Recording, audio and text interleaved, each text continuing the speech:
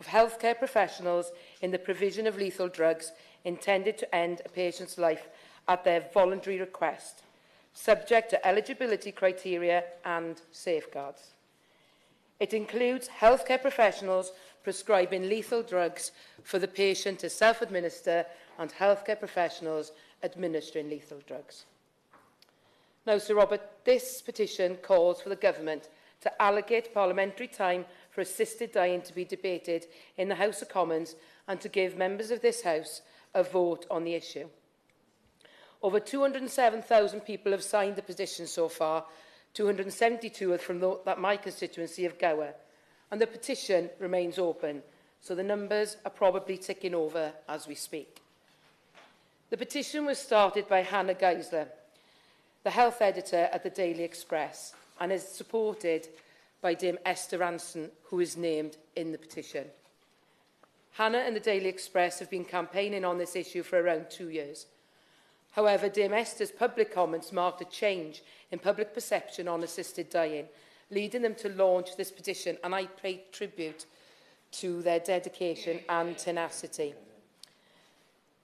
People across the House will know this is not the first time I have opened a debate on this topic on behalf of the Petitions Committee. In July 2022, this House considered E-petition 604383, which asks to legalise assisted dying for terminally ill, mentally competent adults, and that petition had over 155,000 signatures. The fact that in less than 2 years we have had two petitions debates on this subject clearly indicates to me and to others that this issue is one our constituents are highly engaged in, and I have no doubt that Dame Esther Ranson has contributed to a heightened awareness of assisted dying. By her own admission, in our discussion, she didn't realise that speaking out about her personal choice would have had the impact that it has. Whatever our own views, we must recognise that public opinion on assisted dying has shifted in one direction. Polls by Dignity in Dying have shown overwhelming support for law changes with safeguards in place. Membership of Dignitas held by UK citizens has raised to 1,900, with a 23% rise during 2023. In preparation for both this debate and the previous, I've met with a wide range of voices around assisted dying. Prior to this debate, as well as speaking with Hannah and Dame Esther, I spoke with Dr Matthew Dorry, the Honorary Secretary for Association of Palliative Medicine of Great Britain and Ireland, Dr Andrew Green, the Deputy Chair of the British Medical Association's Medical Ethics Committee, and Jonathan Blay from the Royal College of General Practitioners. These conversations are always welcome and really challenge my stance in this debate. The more evidence and sunlight that we can bring to these debates, the better, and we must never dismiss concerns, but consider them fully. I will. I'm grateful to the Honourable Lady for giving way, because is the truth of the matter not this, that the debate will continue whether we have it here or not?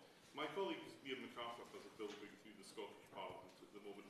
Similar legislation has been considered in the Isle of Man and in the Channel Islands. This is something which is going to have to be addressed, and we do it in our own time, with our own measured, reasoned debate, or else we risk having decisions made for us. I fully accept the point he's making, that the law is changing in other places and in other countries and parts of the UK. And that's important to consider, and to consider what is done well and not is done not so well. And that is for us in this place to consider fully when the opportunity arises. But choice is a key word for Dame Esther and for many of those that have signed this petition, having the choice to die under their own conditions with dignity and without struggle. Will my Honourable Friend give way? I shall. I'm grateful for my Honourable Friend for giving way on that point. She's making an excellent speech. I was here for the last debate she had, and I'm pleased to see it overwhelmingly supported today. The fact of the matter is that you can have a good death if you can afford or are physically able to fly to Switzerland. That is something that is grossly unfair and is completely out of reach for the vast majority of my constituents in Pontypridd and the vast majority of people in the United Kingdom. So it is absolutely right that we have that debate, because if you can afford and if you're physically able to do so, you can have a good death. I thank my honourable friend for her intervention, particularly because she raises a very valid point about the cost of this option for those that can afford to travel and the discrepancy that there is in our healthcare system. I shall. That was a perfectly valid intervention. Surely one way to approach this problem is that we should get much better palliative care throughout the country, and that everybody should be entitled to a dignified death. And on this point, under the law of double effect, it is perfectly proper for a qualified doctor to relieve pain with very large amounts of morphine, as long as his or her primary purpose is not to kill the patient. I really value that contribution, because that contribution means that palliative care, two-thirds of which in the United Kingdom, two-thirds of palliative care is actually funded by charities. It's a postcode lottery, and excellent palliative care is what I would hope to have, but have the choice to assisted dying and palliative care. And I'll go on to discuss that further in my debate. I will, but I am very aware of the time and the contributions that are needed to be made. I'll be very brief, and I'm grateful to her for giving way, but would she agree with me that actually assisted dying can be a catalyst for more resources to go into palliative care? That's exactly what we've seen in many administrations around the world. Yes, and I thank her for her intervention, and I think that is a valid point that she makes. But it's how your family remember you and those last dying hours with them that is also what worries people like Esther Anson. It is the struggle that so often sticks in the minds of families when they lose a loved one. And one thing that we can agree on is that this choice must be the choice of the individual, and also one that is well informed. Now, Sir Robert, there are always intended and unintended consequences to any legislation, and it would be perhaps naive to suggest that any change in the law would not have wider consequences in society beyond the individual making a choice. Safeguarding is a huge issue amongst the voices who oppose a change in the law. In 2023, we saw the Danish Ethics Council concluding that the existence of an offer of assisted dying will decisively change ideas about old age, quality of life and dying, and that there is too great a risk that it would become an expectation aimed at certain groups in society. How do we prevent vulnerable people from coercion at a time when they are afraid and ill? And that's about conversations. It's about decision-making. I'm so grateful to the Honourable Lady, for whom I have the highest regard. Can she explain one thing to me? I do understand the idea of safeguards against coercion. Where I have a problem with this notion of assisted suicide is, how do you have a safeguard against the person themselves feeling that they have to accept that they're going to die by their own request rather than be a burden to others? You can protect them from the pressure of others. You can't protect them for the pressures they will put on themselves, even though they don't really want to die.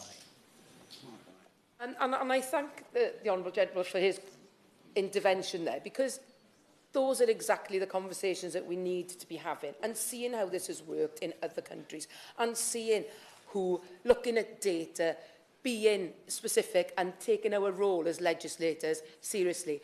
We may fall on the different side of the debate.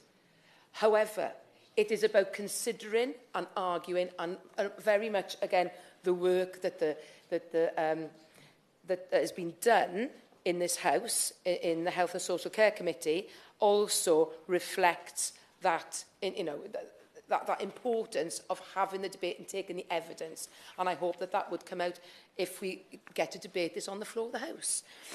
The Association for Palliative Medicine of Great Britain and Ireland and the Royal College of General Practitioners oppose any law changes, whilst the BMA holds a neutral stance. And I thought that was very interesting. I was very interested to see what the BMA had suggested, and unfortunately I don't have time to go into that now. But, everyone I spoke to agreed that no medical professional should be forced to assist patients to end their life. However, that their stance was a very interesting one that we should consider. My friend, give way. Okay. Right. I'm grateful. She's making an excellent speech. She's pointed out the opinion polls and the international comparison: Switzerland, Spain, Portugal, Austria, Netherlands, Belgium, Luxembourg. The list goes on. But on the neutral stance she mentioned of the BMA, does she not agree with me? Some of us are actually massively conflicted on this. I'm very pro-choice when it comes to abortion.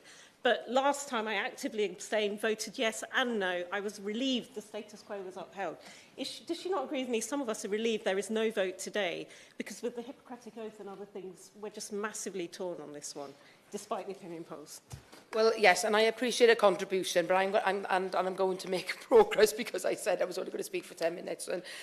And she makes a very valid point, which will now be noted, and I thank her for it. This is not an easy debate to have.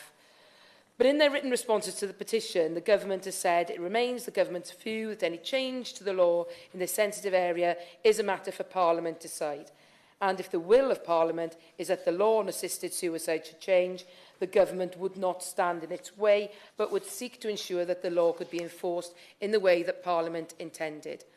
And whilst there has not been a vote in Parliament since 2015, this doesn't mean that this House is ignoring the issue, because in February this year, the Health and Social Care Select Committee, as I've mentioned, published its report on assisted dying.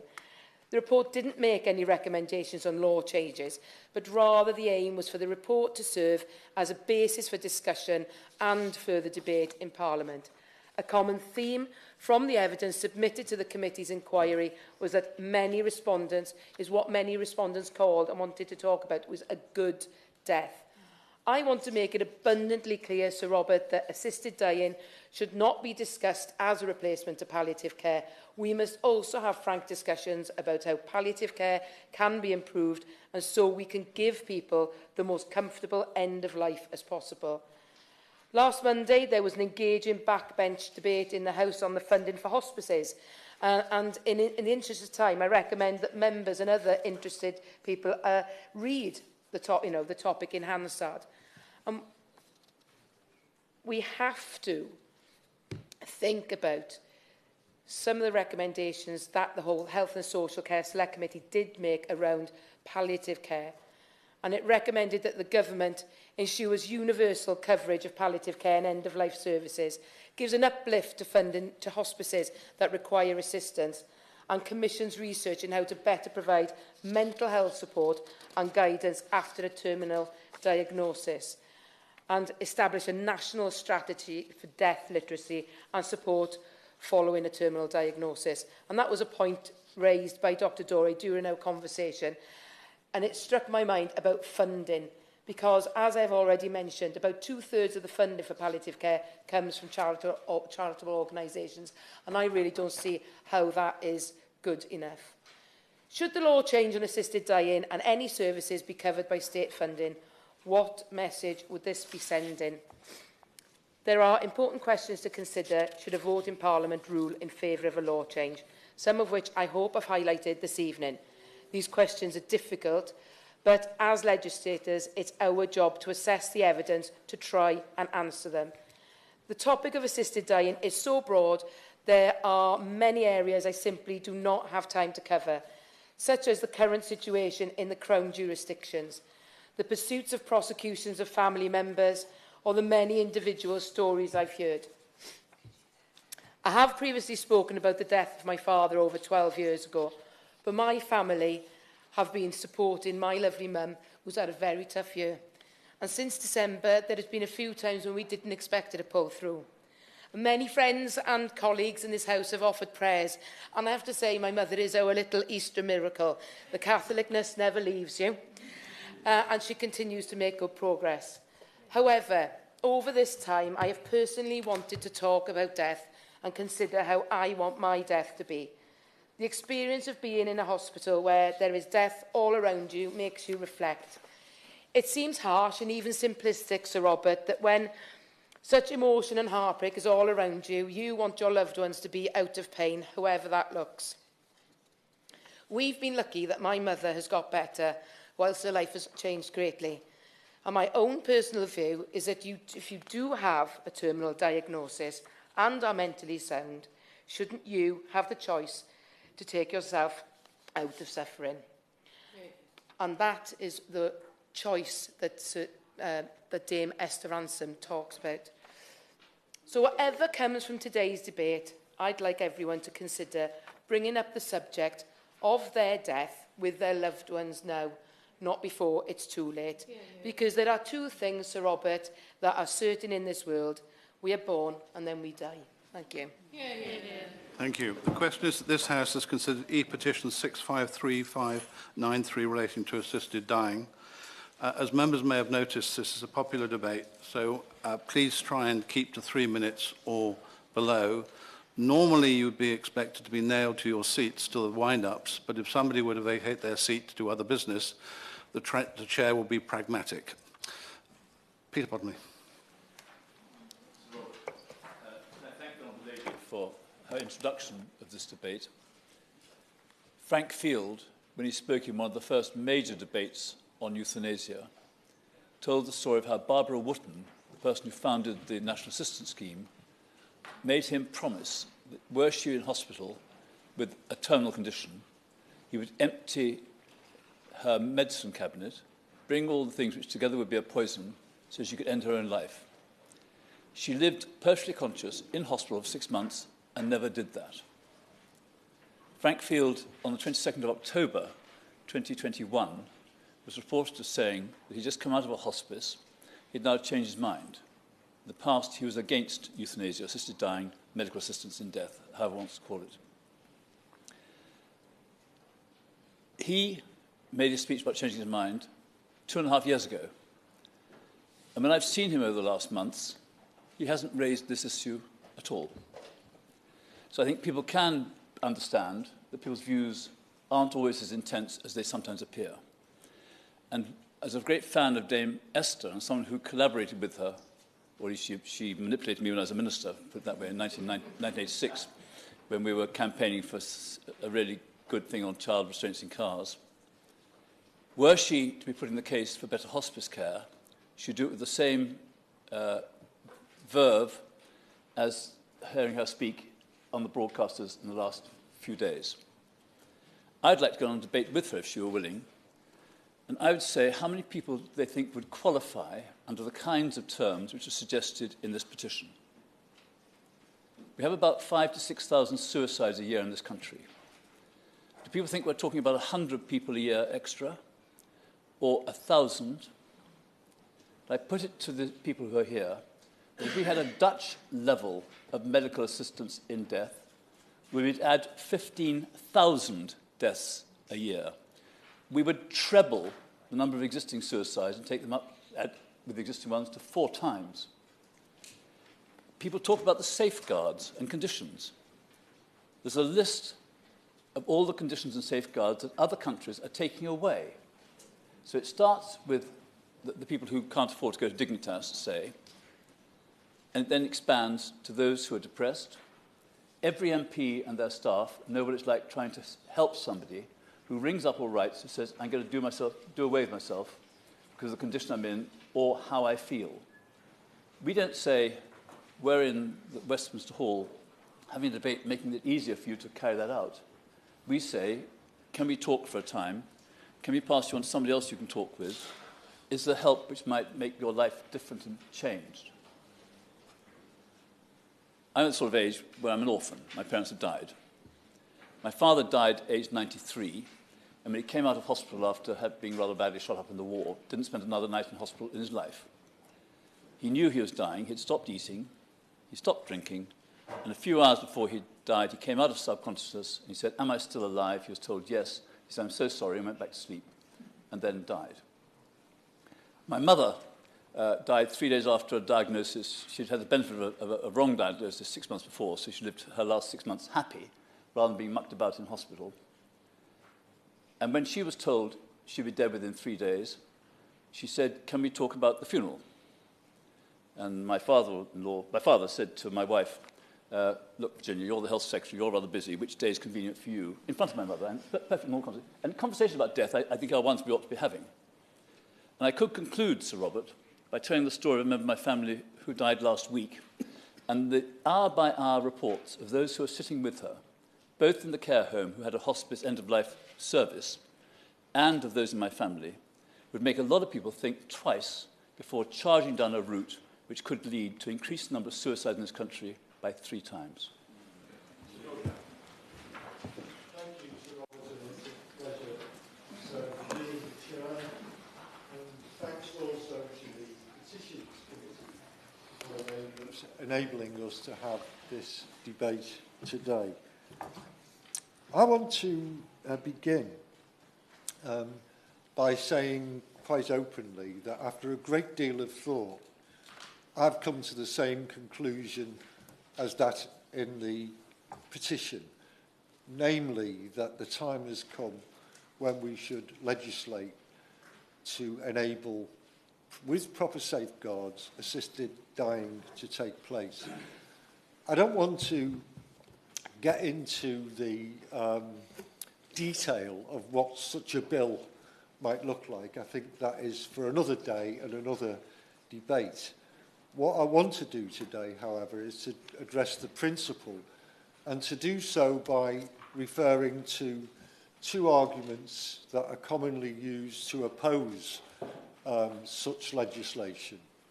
The first being issues of faith, and the second being issues that have already been referred to about pressure being put onto people to make a decision that they might not, when the time comes, want to happen.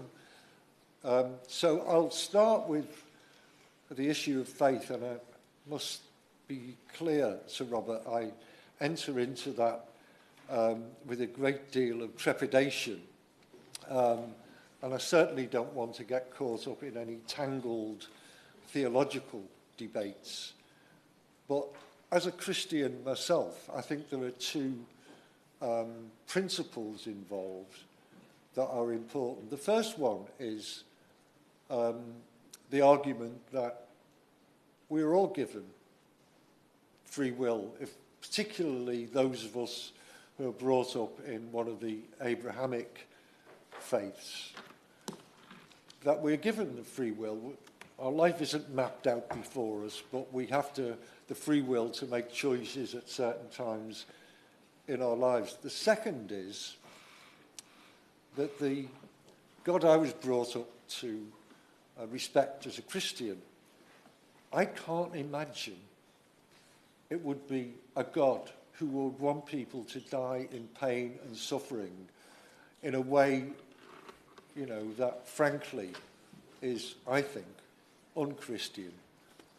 The second argument is the one that's already been referred to, namely that people will be put under pressure to take a decision at some point along the road to the end of their life, which they either don't really want or they don't, at the time, when the time comes, want to be exercised. Now, I've thought a great deal about this, and it seems to me that that view is based on an unduly pessimistic view about human nature.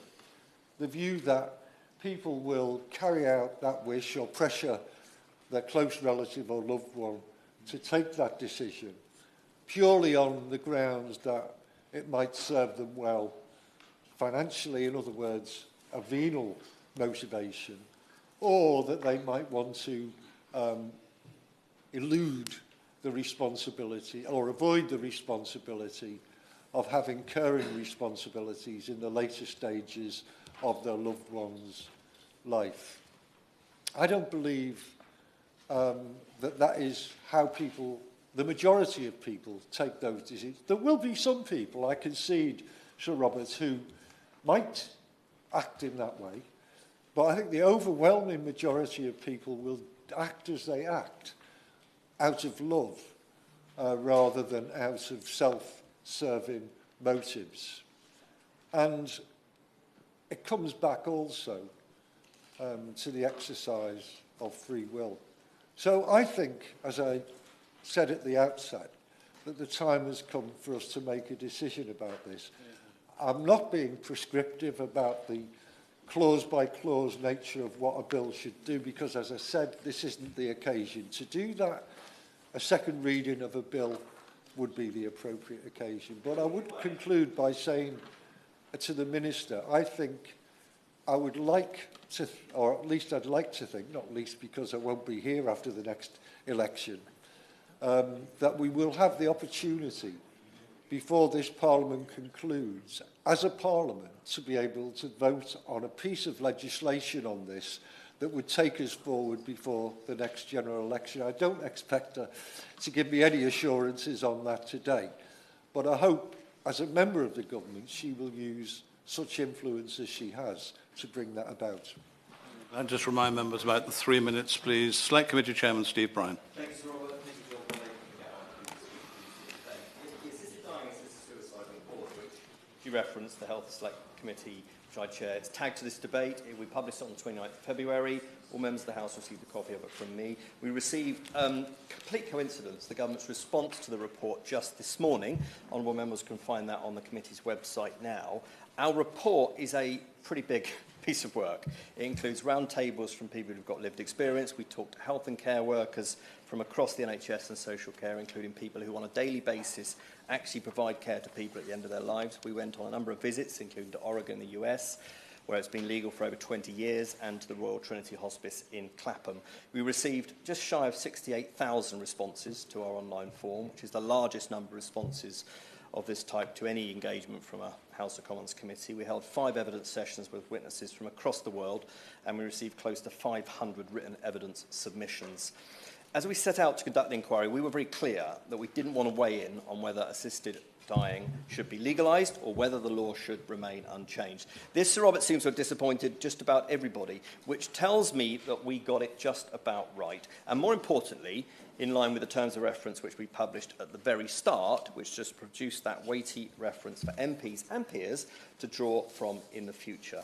Our aspiration was that Parliament would have a broad and well-researched basis for further consideration, whether that be sooner or later. Now, obviously, today's debate makes it sooner, but I predict it will come back again, and we can be crystal clear that this is a general debate today, not a piece of draft legislation. And I would just implore the campaign groups that encourage people to contact their MPs about this debate to just be clear and be accurate about what this is, because it isn't fair to mislead people as to what we're doing today. This is a general debate.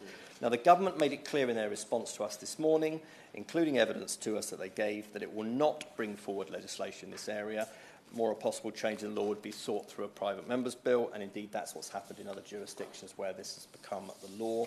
It was very interesting in our report to look at the international jurisdictions, although I'd say the evidence is quite limited in terms of track record on this, because in the majority of jurisdictions that have this law, it is actually quite recent.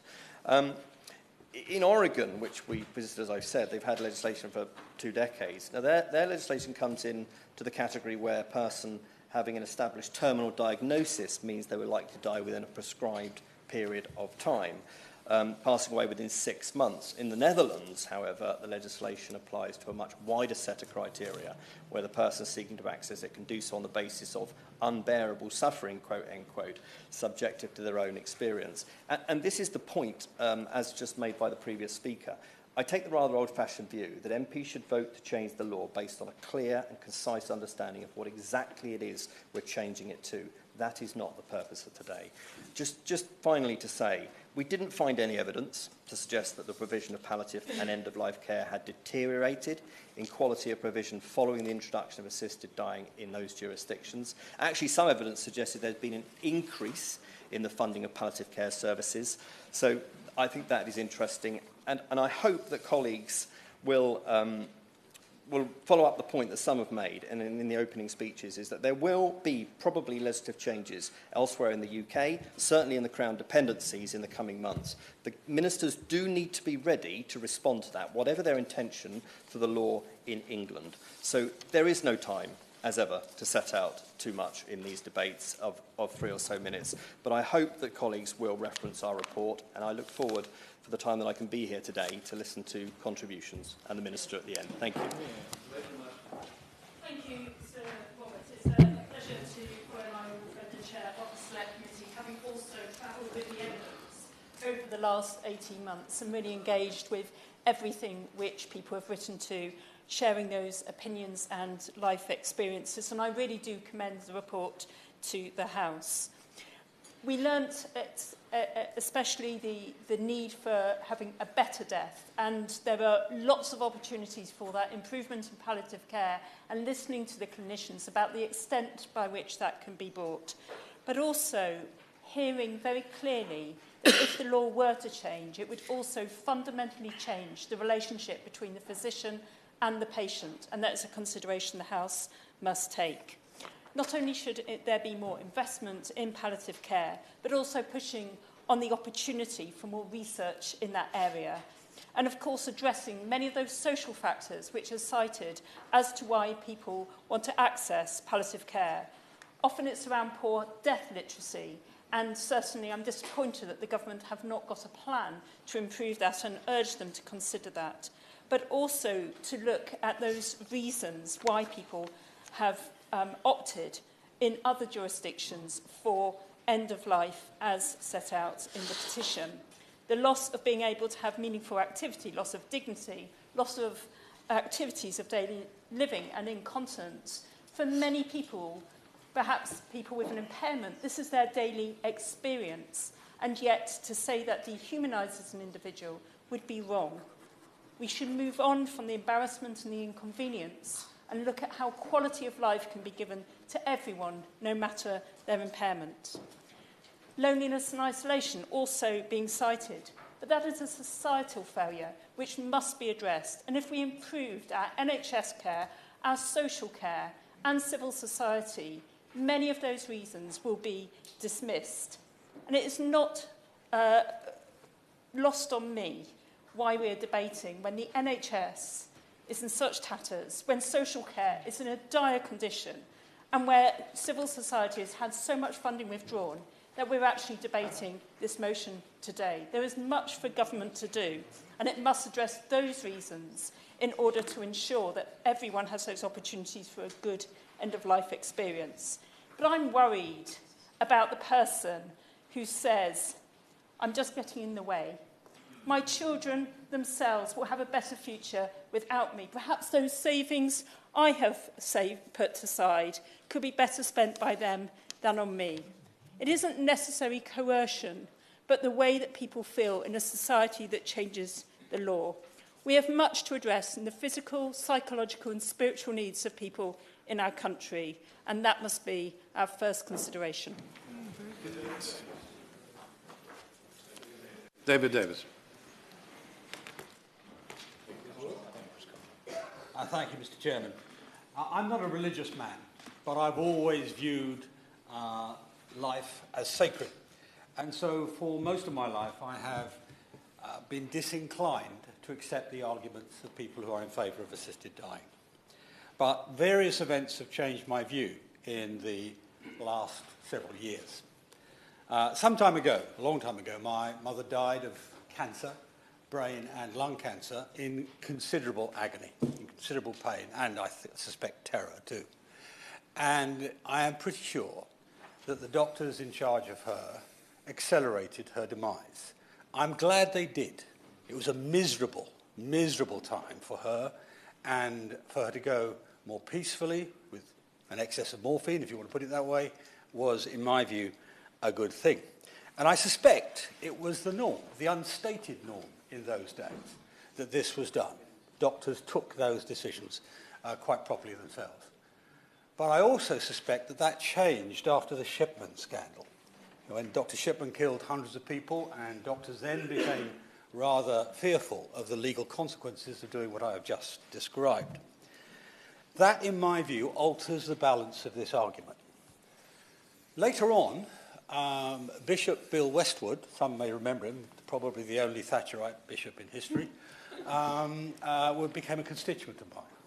And he also argued with me that we should change the law to allow assisted dying.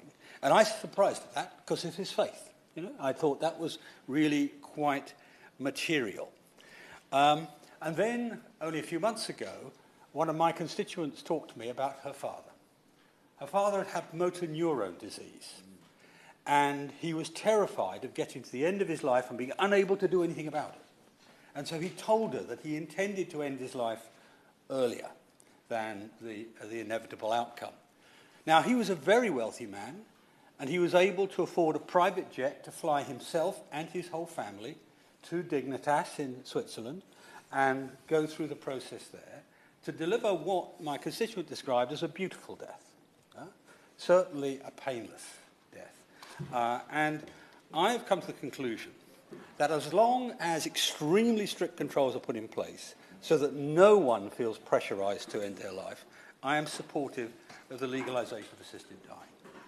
But be clear, we must not make the same mistakes other countries have made. I'm thinking here particularly Canada and the Netherlands. In the Netherlands, for example, several people with autism and intellectual disabilities have brought the end of their life on, some of them before the age of 30. That's not, in my view, acceptable. Similar weaknesses apply in Canada. So we must ensure that safeguards are in place. And given the time, Mr. Chairman, I will just finish with this comment. There have been references at the moment to a private member's bill. That is the wrong mechanism for this. This requires a multi-day second reading to take it through. It requires a many multi-day report stage to take it through to get it right. Because once we get it right, unless you're going to accept this as a slippery slope that we're stepping on, we've got to make it the final decision at the point we do it as a parliament. And so I'm a friend of 50 years of Frank Field. We were close friends and allies in all sorts of things over that time. And he, like me, opposed this proposal for a long time and changed his mind at the end.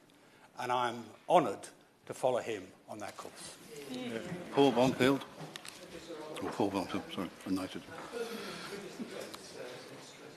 The year after my father took his life alone and prematurely with terminal lung cancer. But I think today's debate is different because I believe that we are finally now on the brink of catching up with public opinion and of bringing about law change, not in this Parliament, but in the next. Since 2015, over a dozen jurisdictions around the world have introduced laws enabling choice at the end of life. Today, over 30, covering hundreds of millions of people, offer that choice with protections. In the UK, the medical profession has dropped its opposition. Legislators in Scotland and Jersey and the Isle of Man are crafting laws that will give choice and protection. The Leader of the Opposition has committed to ensuring parliamentary time for proper consideration of a bill in the next Parliament, and that commitment has been echoed by the Prime Minister. So law change will be debated soon, and we have the opportunity today to inform that debate to some degree, and that's what the Health Select Committee report did, and I was pleased to be part of that report and want to confine my remarks to that because our report starts by looking at the impact of the current law. So many of the 68,000 submissions that we received set out powerfully how the current law is failing people, forcing loved ones with a terminal diagnosis to plan their deaths secretly and to take their lives alone and often violently. Now, I do, Sir Robert, understand why debate focuses on the consequences of change. But the evidence that we heard underlines the consequences of leaving the law unchanged. It forces those who wish not to end their lives, but to shorten their deaths, to act while they have the capacity, and too many die too soon. Our report drew heavily on the practical experience of jurisdictions which have legalised assisted dying, and they took two routes, one based on terminal illness, the other adding wider criteria like intolerable suffering. My remarks are based on those opting for terminal illness alone because it's the approach of most countries, it's the approach of previous legislation proposed here, and it's the approach I'm sure will be proposed in the next Parliament. We listened hard to the concerns of those opposing law change, and they fell into three areas, but our evidence provided reassurance on all three. We found not a single jurisdiction that had opted for assisted dying for terminal illness had extended it beyond that definition. There is no slippery slope. We found no evidence of coercion in jurisdictions allowing assisted dying. It's not to say that coercion may not exist, but assisted dying laws seek to provide protection in contrast with our current law. How do we know that the 650 people taking their own lives now were not coerced or didn't take that decision because they felt themselves to be a burden. We talk rightly about safety in this debate, but it's the current law that's unsafe, and assisted dying laws are safer than blanket bans. Thank you very much, Mr. Roberts. And I think it is right that Parliament looks at this issue early in the next Parliament, whether to leave things as they are or to make change. There is clearly public pressure for us to do so. I was not able to get to the deaths of either of my parents. They both died in hospital before I was able to get there. But I was very involved in the death of my mother-in-law just over 2 years ago. I was privileged to help with my wife and her 2 brothers and my 3 children to help look after her in her final weeks. And my biggest observation from the privilege of looking after her in her dying days was that pain relief was much too slow to get hold of. I spent many Saturday mornings driving round North Yorkshire to get to a GP surgery to ask for her morphine prescription to be increased. And that is simply not good enough in this country today. The thing about pain relief is you have to get ahead of the curve. It's no good delivering it after the pain has built up. And that is something we urgently need to look to. I have a constituent, I will very briefly. Morphine and access to it. For some people, it is just simply not an option. There is allergies to opiates, which is, whilst uncommon, in existence for many patients who are going through end-of-life care. Does he share my concerns about that and that should be included in this debate? I wasn't aware of that, and I'm grateful to the Honourable Lady for putting it on the record. I have a constituent who wrote to me on Saturday about her sister, who she described as begging to put herself out of her misery before she died, and that death actually led to the nephew of my constituent also taking his own life because he was so shocked by the death of his mother. And none of us would want that to happen. But I have to say, I have been deeply, deeply shocked by the remarks of the journalist Matthew Paris, who said in an article recently that he welcomes this being the thin end of the wedge, that he makes no apology for treating human beings as units, and he says that we should be making the cold calculus of inputs and outputs. And I am appalled by that, and I hope that every member here is appalled by that type of discussion about our frail, elderly fellow citizens who have a right to dignity and care right to the end of their lives. So I will certainly fight back against that, and I call out what he said today in this debate. I also think we need to look at the quality of life for people in their final days. I was sat next to one of my constituents this morning who talked about how bored his 92-year-old father is in his dying days. And that, I think, is an issue for us as well. Life should be full of stimulation. Life should provide things for people to live for. And we need to make sure that our elderly and those towards the end of their lives are not bored and are not lacking in stimulation such that they think that they have nothing to live for. So I welcome the fact that Parliament will look at this issue. We have the commitment from the Prime Minister, we have the commitment from the Leader of the Opposition. There's definitely work to do on pain relief. It's not where it should be. But I do perhaps want to end by the quote of Cicely Saunders, who founded the hospice movement, who said, "You matter because you are you, and you matter to the end of your life, and we will do all we can, not only to help you die peacefully, but also to help you live until you die." Rachel Hopkins. Thank you, Sir Robert, for your chairship, and to my honourable friend, the member for Gower, for leading this really important debate. And I'm very pleased to be able to speak again on this issue, calling for parliamentary time for assisted dying to be fully debated and for MPs to have a vote on this issue. The blanket ban on assisted dying and refusing terminally ill people the autonomy to make decisions at the end of their lives forces them to suffer against their will while loved ones watch on helplessly. Some choose to avoid this fate and seek assisted death abroad, but this comes at a substantial cost, currently some £15,000 to travel to Switzerland for this purpose. And this highlights systemic inequality, where only those with financial means have access to choice over the timing and manner of their death. And for the terminally ill, this should be a right, not a privilege. This inequality forces many people who don't have other options to take their own lives. Each year, up to 650 terminally ill individuals end their lives, with many more attempting to do so, often in secret and using unsafe methods at home.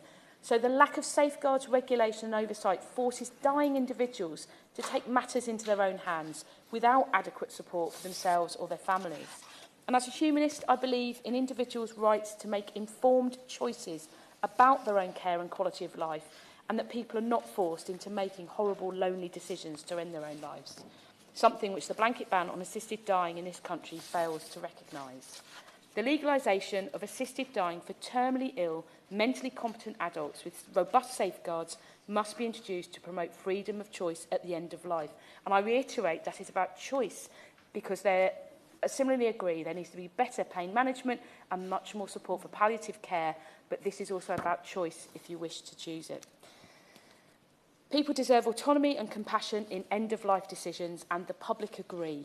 Unwavering public support for assisted dying is exemplified by the 200,000 plus signatures on the petition calling for the parliamentary vote on this critical issue, and the fact that reform is backed by the majority in every parliamentary constituency across Great Britain and over 60% of my constituents in Luton South. I was encouraged to hear that the Leader of the Opposition has pledged to allow time for the next Parliament to consider assisted dying if Labour were to form a government, and the public is counting on us as their elected representatives to ensure their right to freedom of choice at the end of life, as this is fundamentally an issue of dignity and compassion. We must use our power to alleviate the pain of thousands of suffering individuals and their families by ensuring a free vote in Parliament on assisted dying.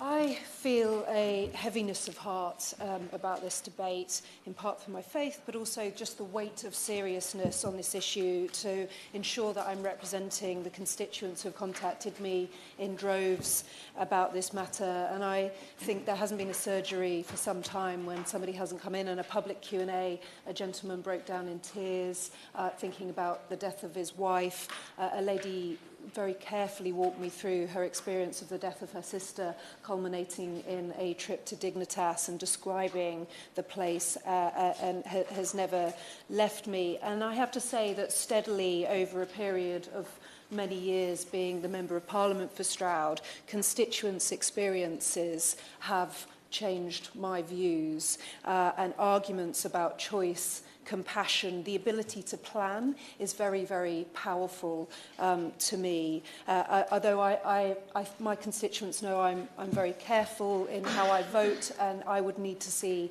legislation in front of me before making a final decision. And constituents have also contacted me on the opposite side of the debate in a very powerful and thoughtful way. I actually refer to the article of Josh Glancy in the Sunday Times this weekend that sets out a number of the arguments that my constituents have also raised.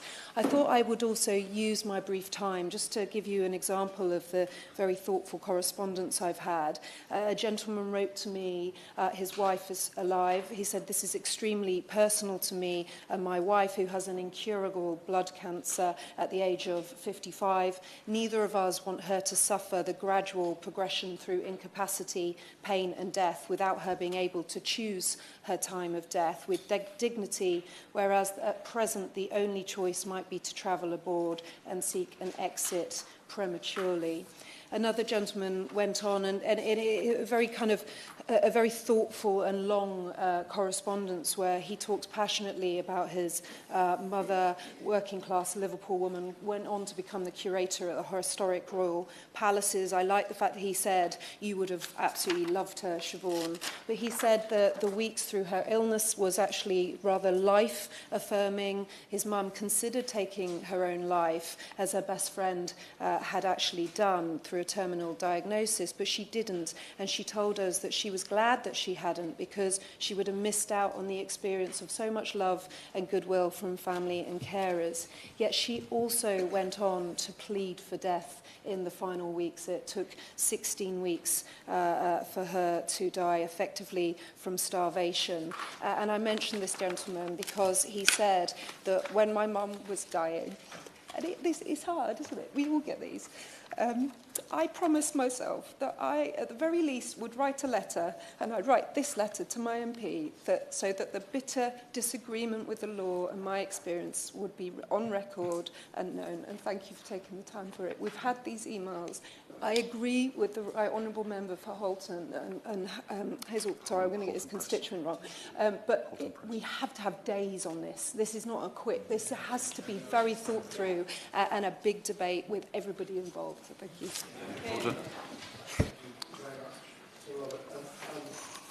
Just refer Hansard to my speeches in the 3 previous debates and then sit down, which might have been popular.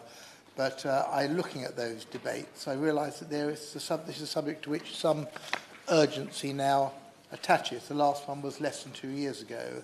The previous one, again in this chamber, 3 years before that, and 4 years before that, we had the last vote in 2015 when I was in the position of my neighbour for Brentford Isleworth replying for the opposition. I think I'm right in saying that the previous vote was about 18 years before that. This is a matter which I think, partly due to public opinion, demands our attention, and I hope and trust that perhaps certainly after an election, we may be in the position to legislate on this matter as soon as a year's time, but with the caveat that that will have to be a very serious and profound process of legislation. Because public opinion is leading us on this. It doesn't mean that we have to follow public opinion, but there is a substantial change in the mood of the public and an overwhelming support for some form of assisted dying, whereas I don't think the arguments and the opinions have greatly moved on over those last 10 years, certainly. For me, this is one very simple question. At the end of my life, that it is not just my choice, but my right to decide the manner and timing of my leaving it. And I hope, therefore, that the firstly, for a huge improvement in palliative care. I took part in the debate in the main chamber on hospice care last week, and I pointed out that we have not had inpatient beds that are most convenient for my constituents for 6 years, for lack of a constituent. And that shouldn't be happening anywhere in the country. But in reality, I don't believe anybody would say that their religion or their personal views should impact on my choice. The one issue that is there is there undue pressure? Undue pressure by the state, undue pressure by the family, undue pressure by the person themselves considering that act. I don't believe we have many laws for dealing with coercive behaviour. We should have better palliative care. We should, as a society, be able to reassure people that they are all valued as long as they want to be with us, even at the end of life and even perhaps in great pain and suffering. That should not be a barrier to those who wish to leave because of great pain, because of great suffering, because the end of their life is near, in taking that decision. And I think, as a society, we have to grasp that very difficult decision and move on. Gitmore has.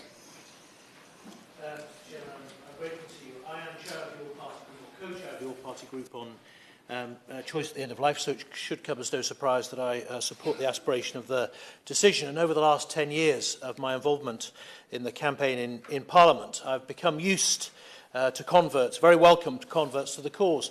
But of course, they almost always convert to the cause after they have been through the horrible experience of watching someone they love go through an awful, agonising and degrading death. And so when Esther Rantzen stepped forward and talked about the impact that her disease was having on her and her decisions into the future, it should come as no surprise that there was an outpouring of support from the British people, because, of course, for many people, she was part of the family. She appeared in their front rooms on a Saturday afternoon on a regular basis with her smiley, sunny demeanour. And so when she is facing a horrible death and with money decides to take the choice, and the fact that she is supporting the campaign for a change in the law, the British people obviously stood up and listened. And they listened to the extent that they now don't really understand, or don't really, I guess, understand why politicians tolerate or talk about three particular things. First of all, they do not understand how so many people in this House can stand for the status quo, when, as members have already stated in the room, the status quo is appalling. We have hundreds of people taking their own lives in this country, thousands dying agonizing, horrible deaths, who may wish to do something different. And, of course, we've got business class. So it's even worse. If you've got the money, you can have what the law denies to everybody else. It's an outrage, and it should change. Worse than that, we've already heard from members here today that many members who would oppose me making the choice are quite happy for a doctor to do it for me. They're quite happy for a doctor just to give a bit extra squeeze on the morphine and take away my own agency and my own choice and my own rights about my life. And they just don't understand how so many people can tolerate that. Second, they don't understand this view of the country that it's teeming with granny killers. All of us waiting just to bump off wealthy relatives so we can pocket the cash, like we're some kind of nation of Jeffrey Bambers, intent on remunerating ourselves. They don't understand that the vast majority of the British people, they love their parents, they love their grandparents, they want the best for them, they agonize when they die. Go to the funerals, see them greeting each other at airport terminals, you'll see the love there. Now, that's not to say there shouldn't be safeguards, but we have safeguards in lots of other areas, and we should in this too. And then thirdly, they don't understand how people of a genuine religious faith can seek to impose their own morality on the rest of us. They haven't done so on gay marriage, they didn't do so on homosexuality, on adultery, abortion, sex before marriage. Why on this should the British people be denied a choice? Because of the certainly, legitimately held religious conviction of others. If the law changes, as I hope it will, and assisted dying becomes available to me in extremis and to others, people need to realize that it is not compulsory. You may not want it for yourself, you may not want it for your relatives, but please don't stop me having it. Thank you.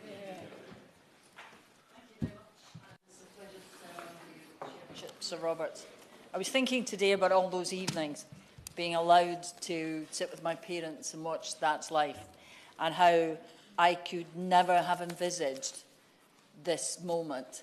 But of all the campaigns, the successful campaigns that Dame Esther Ranson has been involved in that astonishing career, there can surely be none which has touched a nerve with the British public and so widespread as this one. Her involvement with this petition which in my constituency alone 555 people have signed, for me shows that there is a momentum amongst the British public, a desire to see a national debate on the subject, and for their Parliament to reflect their view, which we see in so many opinion polls nowadays. It's not a party political issue, but for the record, my party, which believes in the freedom, dignity and well-being of individuals, has long supported the idea of a free vote in Parliament and would welcome a vote in the next Parliament, a free vote for us all to make the choice.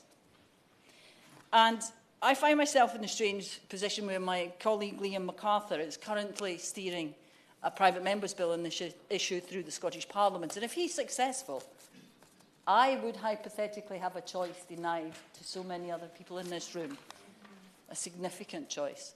But there is also another bill going through the Scottish Parliament about to be introduced by a Scottish MSP, a Conservative MSP, about improving palliative care. And Liam and Miles Briggs are working together because the two are not mutually exclusive. We should not see it as a choice between assisted dying or palliative care for us, but for the individuals affected. They should have the choice. And I think the time has come when we need to recognise that there is a momentum. Other parts of the UK are going to make decisions on this shortly. I have to be honest with members and say I do not know what decision I would make. I saw my parents die very different deaths. My father suddenly of a heart attack, very young, and my mother very slowly of a horrible asbestos-related disease. I do not know what they would have wanted. I do not know what I would want. But I do know that I want everybody else to have the choice that they want. And so I think the time has come when we should recognise this petition, what it's asking us to do, and look at a very narrow form of agreement to assisted dying when someone has a terminal diagnosis and has made that decision at a time when they were mentally capable of doing it, that there is a medical intervention involved, and that ultimately they get to make the last and perhaps most important and most personal decision that they could make. Thank you. Hancock. Thank you very much, Mr. Chairman. And we need an informed debate on this subject. And I believe we're starting to have the level of engagement and interest that means that now is the time to bring a vote to the floor of the House.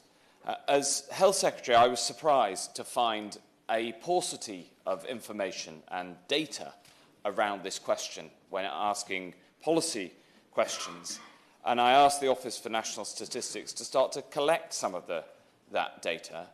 And one of the things they found is that the suicide rate amongst those who have a terminal illness is double the suicide rate in the rest of the population. So we know that suicide happens and is more prevalent, twice as prevalent, amongst those with a terminal illness. But of course, we also know that many of those suicides are lonely, and many of them are earlier than they would have been if we had changed the law. I've also been informed in this debate, and in me coming to a view on it myself, by engagement with others. I pay tribute to the Select Committee and their excellent report. I was influenced very significantly by Sir Paul Cosford, the late Medical Director of Public Health England, who was a great man and who asked to speak to me whilst he was Emeritus Medical Director. And he called me to tell me that he had a terminal illness. It was cancer. He knew that there was a likelihood of a painful end. And he said, as a medical doctor, I, of course, can prescribe myself morphine, and I know what to do with it. But he said, but you and others don't have that choice. And I was also deeply affected and persuaded by my constituent, David Minns. And today I had the honour of meeting his son, Matt Minns. And David, who has now died, he was in the awful situation of having a disease that he himself had watched his own daughter die an incredibly painful death. And to those who say palliative care needs to be better and palliative care can be enough, of course it needs to be better. And of course people give their careers to amazing palliative care. But the best palliative care in the world cannot prevent hugely painful deaths for some. So yes, the safeguards are vital. Internationally, we now can see many states, many countries, like Australia, that have brought in a narrow and a clear set of rules. But the people I want to have the choice are those facing a painful death when they know that death is coming, with the protections, of course, for people with disabilities, for those with mental ill health, but making sure that all of us should have the choice when we know for certain we're facing such pain at the end that we can instead have a dignified and good death. And I know I'd want that choice for myself. So Stephen Timms. I very much welcome the thoughtful and sensitive way my honourable friend opened this debate, and I agree with her and with others that we need very careful reflection on this subject. The National Health Service is rightly my party's proudest achievement. It's delivered freedom from the fear of medical bills, which blighted the lives of non-wealthy people since time immemorial. Changing the nature of the National Health Service so that it ends people's lives as well as sustaining them would, I think, be an absolutely fundamental change, which we need to weigh very, very carefully indeed before introducing.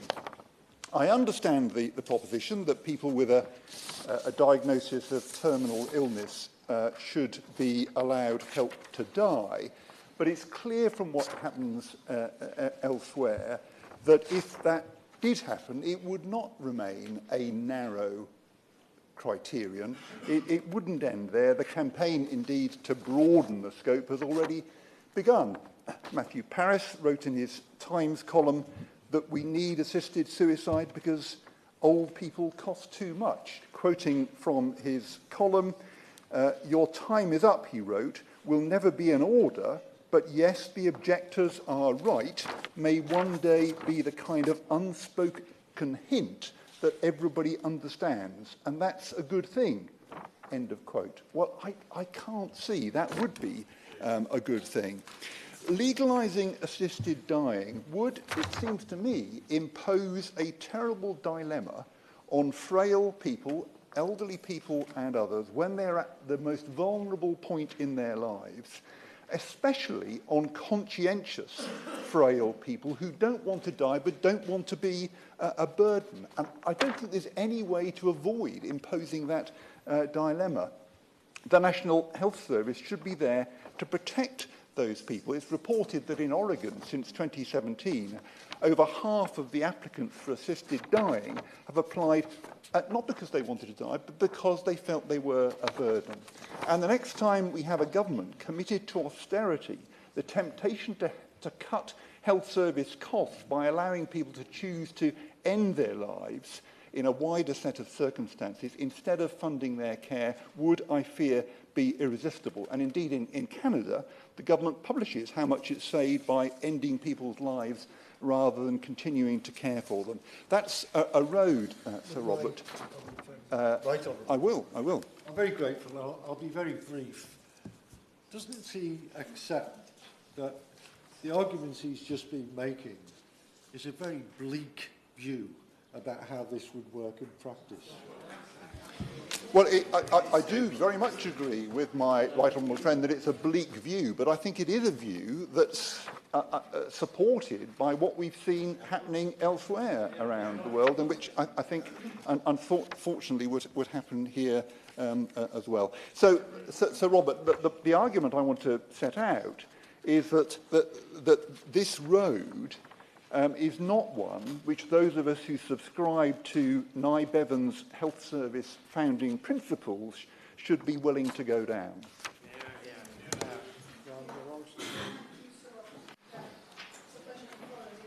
And for East Ham, and I agree with what he has said. Assisted dying is a complex subject, and if we are to make any progress in discussing it, we need careful reflection and informed debate. It's reasonable that reference to statistics should be made, but we do need to be careful in the use of them. What people understand by the term assisted dying makes a difference. In 2021, a Survation poll asked over 1,000 members of the public what they thought the term assisted dying meant. Only 4 in 10 correctly understood it to mean providing those with less than 6 months to live lethal drugs to end their life.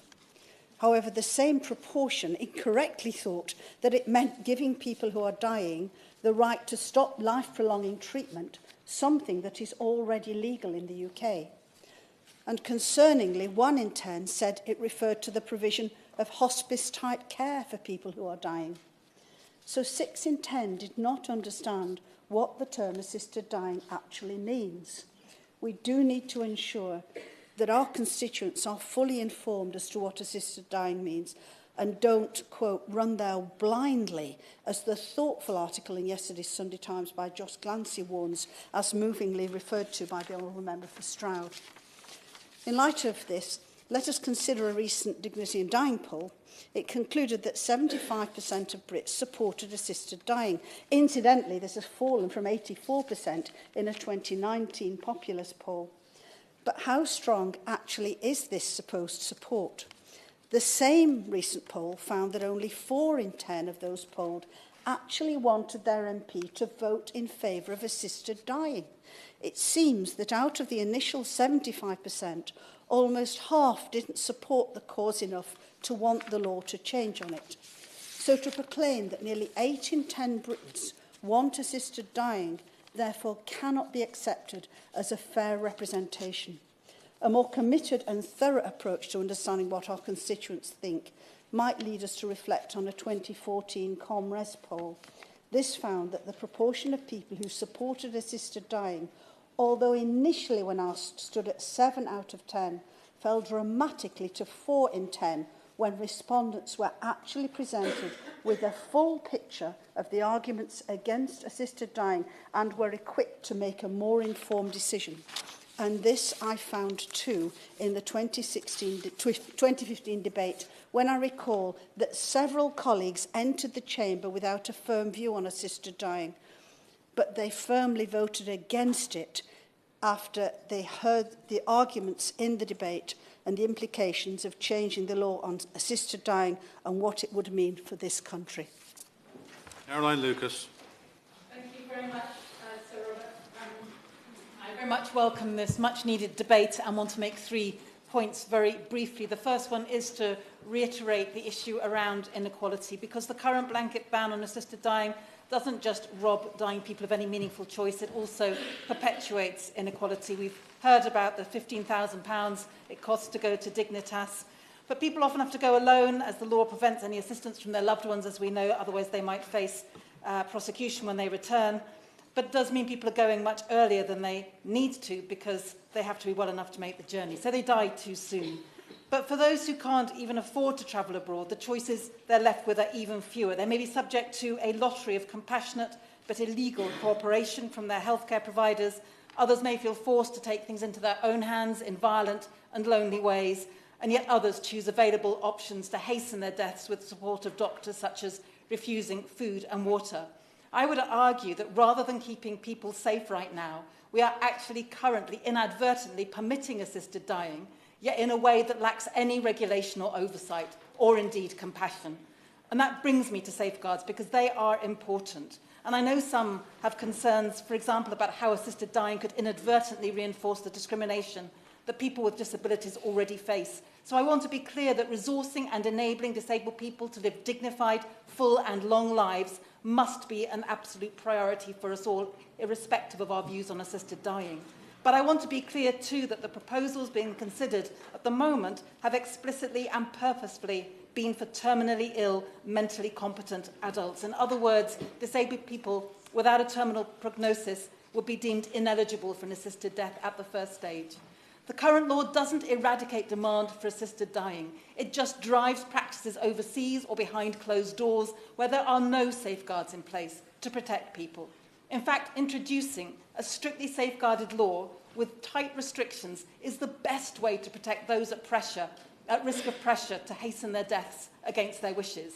It's wrong to think that current practices within end-of-life care do not already demand the medical profession to be alert to the possibility of coercive control. A change in the law could strengthen doctors' skills in that area, enhance our understanding and our ability to protect against it. So, for example, we could have mandated training so doctors recognise even more easily the signs of coercion, and critically, creating a specific criminal offence for the act of coercing a person into an assisted death. Some have argued that more resources for palliative care is the answer, and of course I want to see that. But even the best palliative care can't help everyone. And we've seen growing evidence from places like France and Queensland in Australia that the introduction of assisted dying can be a powerful catalyst to improve palliative care. So in closing, I want to say that I think palliative care needs more funding, the hospice movement needs more funding, but that doesn't take away from the importance of giving people choice at the end of life. I'm proud that the Green Party will commit to supporting a change in the law in our manifesto for the next general election. I hope very much that other parties will do the same. Tobias Elwood. Thank you, Sir Robert. Look around. This is a packed Westminster Hall. Extra seating brought in. I wager that there are more colleagues here than there are in the main chamber. Apologies to Mel. This is a big day, and as chair of the APPG for bereavement, I very much welcome this debate and congratulate Esther Ranson and the whole of the campaign for dignity in dying for bringing this to our attention today. We rightly call this place the mother of all parliaments. We're proud. We're a global exemplar of policy debated and how it's advanced and so forth. But on this issue, it's been the people who have had to nudge us, Parliament, by way of petition that brings us all here today. But I do believe we're starting to do justice by the quality of the debate that I'm pleased to participate in. We must now have the courage to take this further, because this Act is out of date. 1961 Suicide Act. Anyone involved in assisting another person's death could be subject to 14 years custodial sentence. Well, the world has changed since 1961. Well, firstly, medicines significantly extend life, but in doing so, we also keep people alive longer, but their quality of life isn't necessarily the same. And of course, as we're illustrating here today, attitudes are changing. 77%, forgive me, in Bournemouth, a poll suggests, are actually supportive of changing the law. Yet since the establishment of Dignitas in Switzerland in 1998, some Britons have chosen to travel to Zurich, paying £10,000 to £15,000 in order to say goodbye to their loved ones on the family's terms. And for the last decade, the Crown Prosecution Service, I understand, has actually not charged anyone for assisted dying.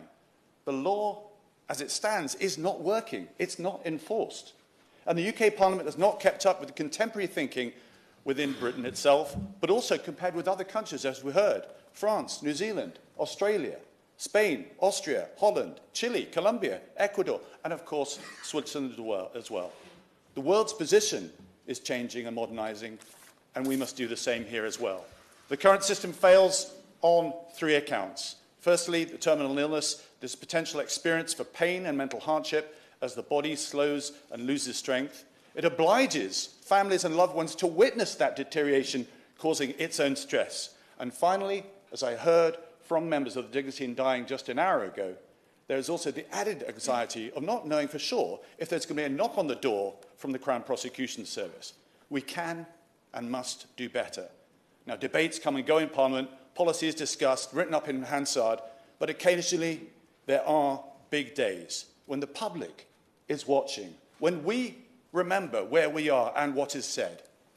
Today is one of those days. Let's make today's debate count. Let this be the start of the process that gives real choice to those who are terminally ill. It's time to change the law with government legislation. Thank you, Mr. Chairman, Sir Robert. The Guardian is not known for its conservative zeal on any campaigning issue, but in a brilliant article by Sonia Sada on the 7th of April, she outlined some things which I think should be compulsory reading for anyone who's engaging in this debate. She deals with this issue of coercion, and she comments that in a day and age when coercive control is the norm for many in relationships, she blows a hole through the notion that we are in actually a free society to make these decisions when many in our society are in fact not free at all. They are coerced, they're subject to conditioning, they are influenced by what becomes wrongly called the new cultural norm in our society. 1/3 of every female who takes their own life through suicide in the United Kingdom, that suicide is related to intimate partner abuse. Just think of it. We've all read the stories, we've all seen the court reports and read the various things and heard from our constituents of coercive and abusive control on females in our society. I hate you. You're not worthy of my love. Your children hate you. Are you still alive? We've all heard it. We know what that does to people. We know what it drives to them. It controls them, and it makes it a very ugly environment for them to live in. That type of abuse is all too prevalent in our society. The elderly, similarly abused. Oh, mum and dad, they had a good life, you know. Oh, they're done. You know, they're done, really. It's going to be very costly to keep them in this health service. All that pressure builds. And all those people who tell us that there isn't coercion in people, there isn't anti-disability prejudice in this society, there isn't emotional abuse in this society, there isn't financial abuse in this society, they are wrong, because there is, because they're all factors that influence a people and a person to say, maybe I should end my life at this point. Yes, I'll give way. How does he explain that a doctor who diagnosed a terminal illness is part of that manipulative coercion? That's actually a brilliant point. I want to turn to the issues of safeguards, because everyone here today, and some people here today, have talked about, well, there's going to be brilliant safeguards. Yet every single one of those members in this House has told me over the years, and told this House over the years, how rubbish law is, how it's failed here, it's deficient there, it's useless there. Yet we're going to come up with the best, most brilliant, most wonderful law in this matter that no one has ever seen before. And on this occasion, we're going to be able to achieve it. You know, the fact of the matter is, those people tell us that they're going to have safeguards, the very same people tell us every single day that they can't create those sort of safeguards. Look what happened in Canada. Canada told us in 2016 that there was going to be a very narrow scope for the legislation. That narrow scope has now turned into discussions about disability, about sick children, about chronic mental illness. They're now all within the purview of the Canadian law, which of course it was never, ever supposed to be. I think we are doing a huge disservice, Sir Robert, to palliative care, to doctors and nurses who care, who give their life to this, who want to see compassion at the end of life. And we are doing a huge disservice to those people. I believe, as some members have said, that there should be a national conversation on this. This should be a long debate.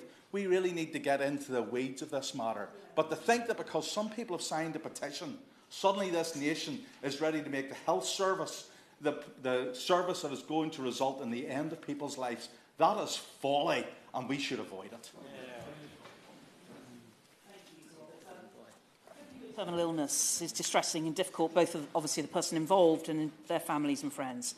And the cases we regularly hear about are truly moving and evoke the highest degree of compassion. When and how someone passes from this life is a really very challenging time and a very emotional topic. I raised this back in Parliament in 2011, expressing my concern about how the practice of withholding water and food in order to accelerate someone's death had been deemed lawful in court, though I was relieved after the Nyberger review that this was effectively stopped across the country. Assisting or encouraging suicide is a criminal offence under Section 2 of this 1961 Act. That Act has actually been updated by the Coroners and Justice Act in 2009, and there was an attempt then to change the law to have assisted suicide made legal in this country. And I wasn't in the House at the time of that passage, but fortunately, they failed on that time. What did come, though, was the guidelines that were put in place for the Crown Prosecution Service by the then Director of Public Prosecutions, now the leader of His Majesty's Opposition. And those rules do seem to have stood the test of time. And back in March 2012, when this House debated those rules, the House also voted against the proposal to make them statutory guidance while adding its support for palliative care and hospital provision. There's been a lot of talk about how somebody comes to the end of their death.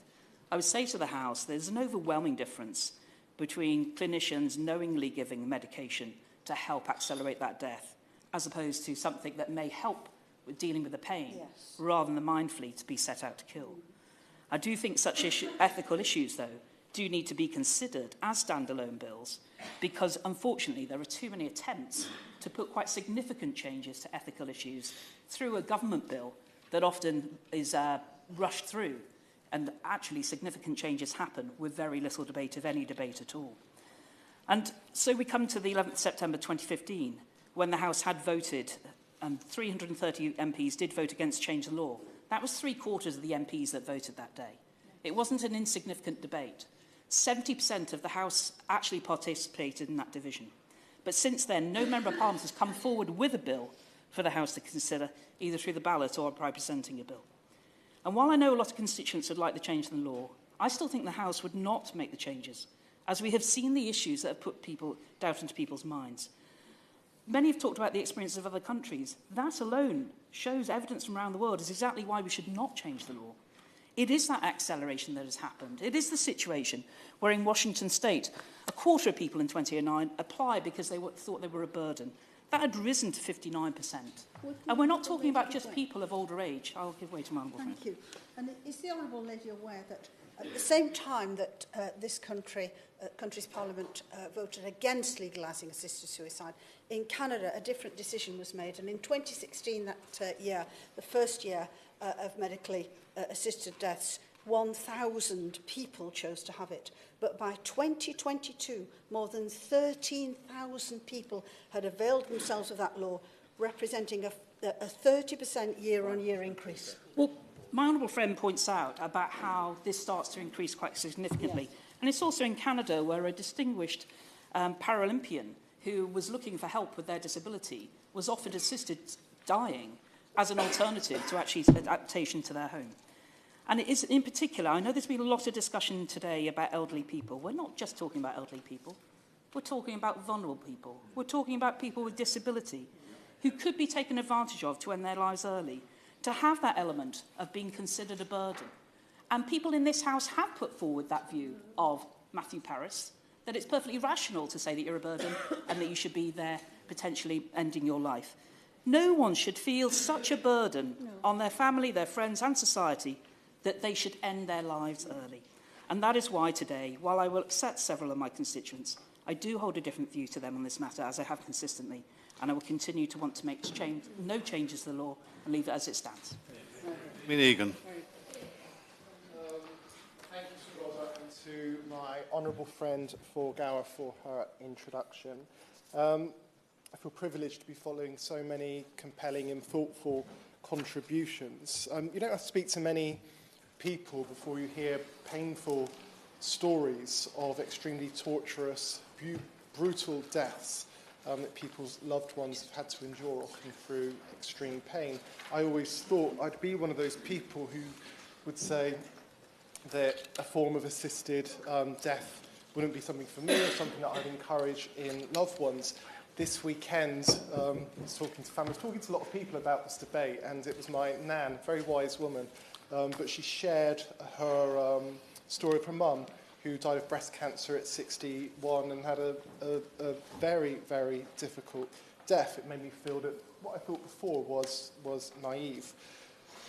But it was perhaps yesterday a woman from a local Save Our Green Spaces group who I was also talking to on a very different visit I was doing, that she said to me, we don't treat our pets and let them have such cruel deaths that we do with people. And I didn't have an answer for it. And it made me feel that surely we can do better. Now, as we move forward in this debate, I'd like to ask, or add my voice, for the need to exercise caution. With over 400 million people around the world living in countries and jurisdictions that have introduced a form of assisted dying, there is much to learn from. And I don't yet know the ins and outs of parliamentary procedure, but it's something that needs considerable thought and time. On one extreme, if you like, I was taken aback to read examples in the Netherlands where people ending their lives due to mental illness. I worry about assisted dying being seen as an alternative to palliative care, as people have said, people feeling like a burden on their families, and of course, coercion. But I bring members back to examples like Oregon, where legislation has existed for 27 years and hasn't actually been extended. Assisted dying is limited with strict safeguards. You have to have a terminal illness, life expectancy of less than 6 months, cooling off periods. And interestingly, a third of people who go down that route or start that route never take end-of-life drugs, but they're reassured that they have that choice if needed. It would need interrogating, but in 2019, it's reported that the executive director of the Disabled Rights Group of Oregon said that they hadn't received a complaint about coercion with disabled people. 2019 and would need interrogating. It's come with very good palliative care, and over 90% of those who died under the Death with Dignity Act are enrolled in hospice care. So, Robert, I appreciate that this is a very, Mrs. Latman, I appreciate this is a very complicated issue. Okay, thank you very much. Thank you. A couple of years ago, on the near continent, a young woman of 23 years old was euthanized, having suffered from PTSD since 2016, when, although physically uninjured, she had witnessed school friends being blown to smithereens in the bombing of Brussels airport. I put it to you that if we use assisted dying as a therapy to end suffering for which other therapies exist, we will have made a profound transformation in assisted dying, changing it from being a means of ending suffering in death to a means of ending suffering in life. And I suggest that the trajectory is in that direction, as it has been in all those jurisdictions that introduced it.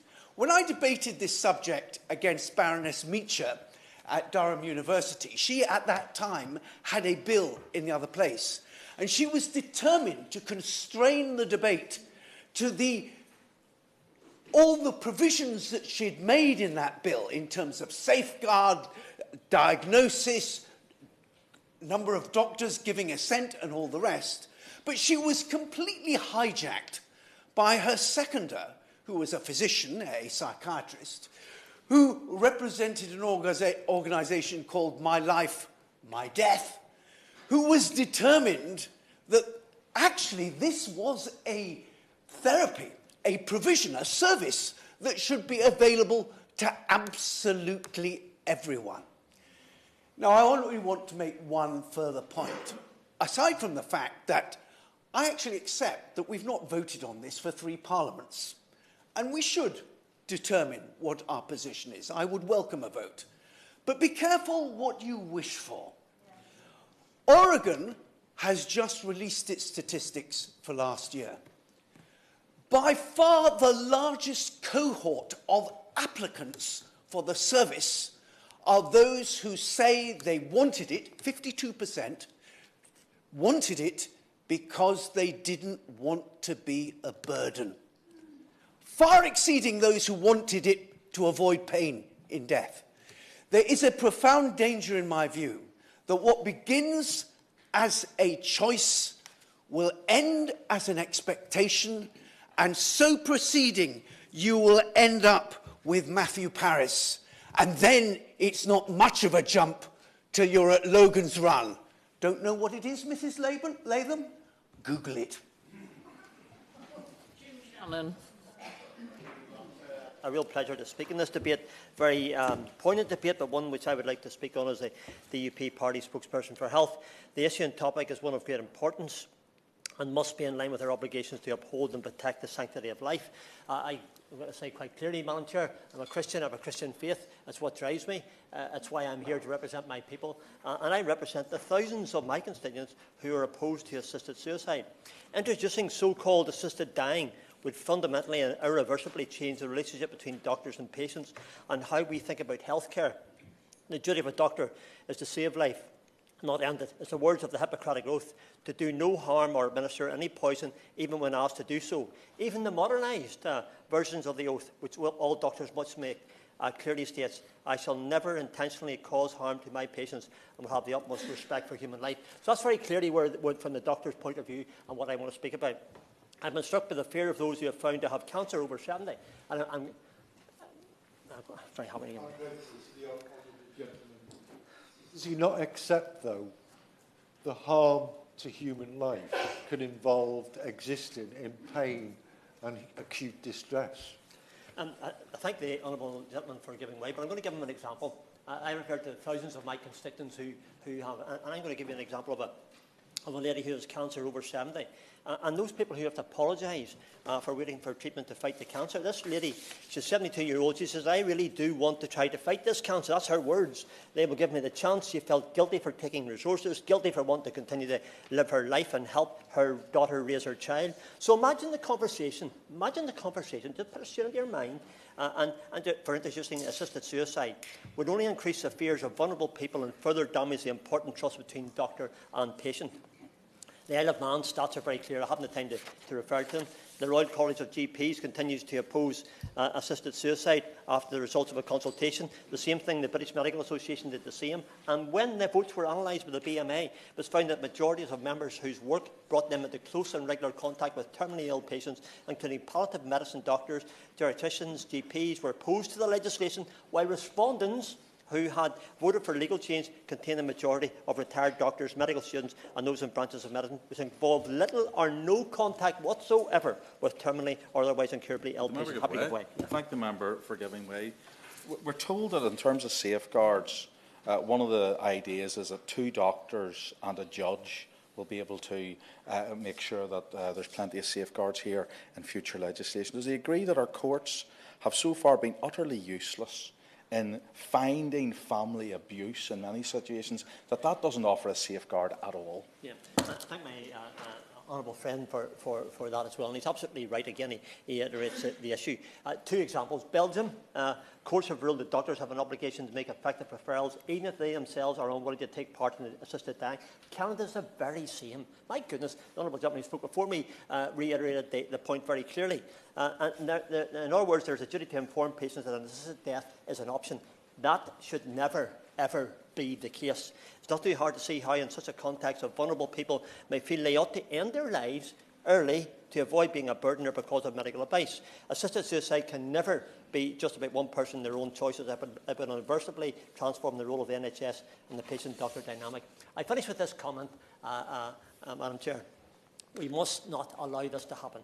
The duty of doctors in society as a whole is to care for the vulnerable, and we must therefore continue to resist attempts to introduce assisted suicide. And as lawmakers in this House, we must err on the side of caution to ensure that the option of assisted dying does not lead to pressure on those who are older, are vulnerable, feeling that the best thing to do would be to go quietly, save the money and pressure on the NHS, when instead they could have 10 more years to live a full life, enriching the lives of their family and community. This is a very serious debate. We all know that. We have different opinions, but I'm clearly on the side of supporting people to have a longer life, and assisted suicide is not something that I can ever support.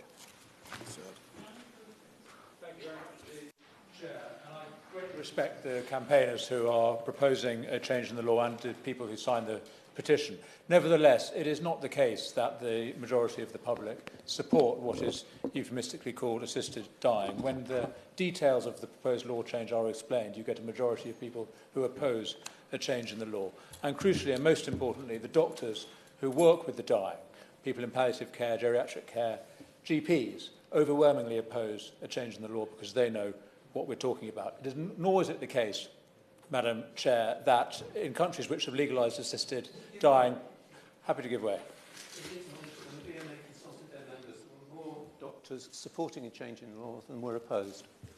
The BMA is designed to be neutral on this matter, but the crucial question, and most of them are not doctors who are working with the dying and the elderly. I accept that a majority of doctors have now accepted a change in the overall position. What I'm talking about is people who know what they're talking about, with great respect to the honourable gentleman, who I understand has a lot of knowledge of this topic as well. The point I'm making is that while there might be overall polls that suggest public support, in fact, professionals and members of the public, and in fact MPs, when they get the chance to look at this closely, end up opposing a change in the law for good reason. What does go up in... I was going to quickly mention palliative care services do not rise in comparative to in countries where they've legalised assisted dying relative to countries which haven't. It flatlines. Of course, they all go up because populations are ageing, but actually palliative care services do decline in countries which have legalised assisted suicide. What does go up? Happy to give way again. Every single jurisdiction, there was no evidence that palliative care declined in those countries which adopted assisted dying. There was only evidence that it had opened a debate which had led to an increase in improvement in palliative care. The point I just made is not that it declines, that it doesn't increase comparative to countries where it is not legal. And often the increase in investment in palliative care is actually because there's more spending going on assisted dying, which has now been legalised in those countries. I'm very happy to take up this point offline because I think it's a very important question, and I recognise that the Honourable Gentleman in his report looked closely at this. But I think there is an important point about the investment in palliative care that we see in countries which have assisted dying and those which don't. Another point, and I'm not sure this was in the report, what does go up in countries which have legalised assisted suicide is suicide itself in the general population. The fact is that suicide is contagious. We see suicides among people who would not be eligible for the law increase in countries which have legalised it. And I'm afraid that is understandable when you consider that the government has told society that some people will be better off dead. We have policies in this country to prevent suicide. We want to stop people committing suicide, and I think it's absolutely important we recognise the potential implication of a change in the law for others.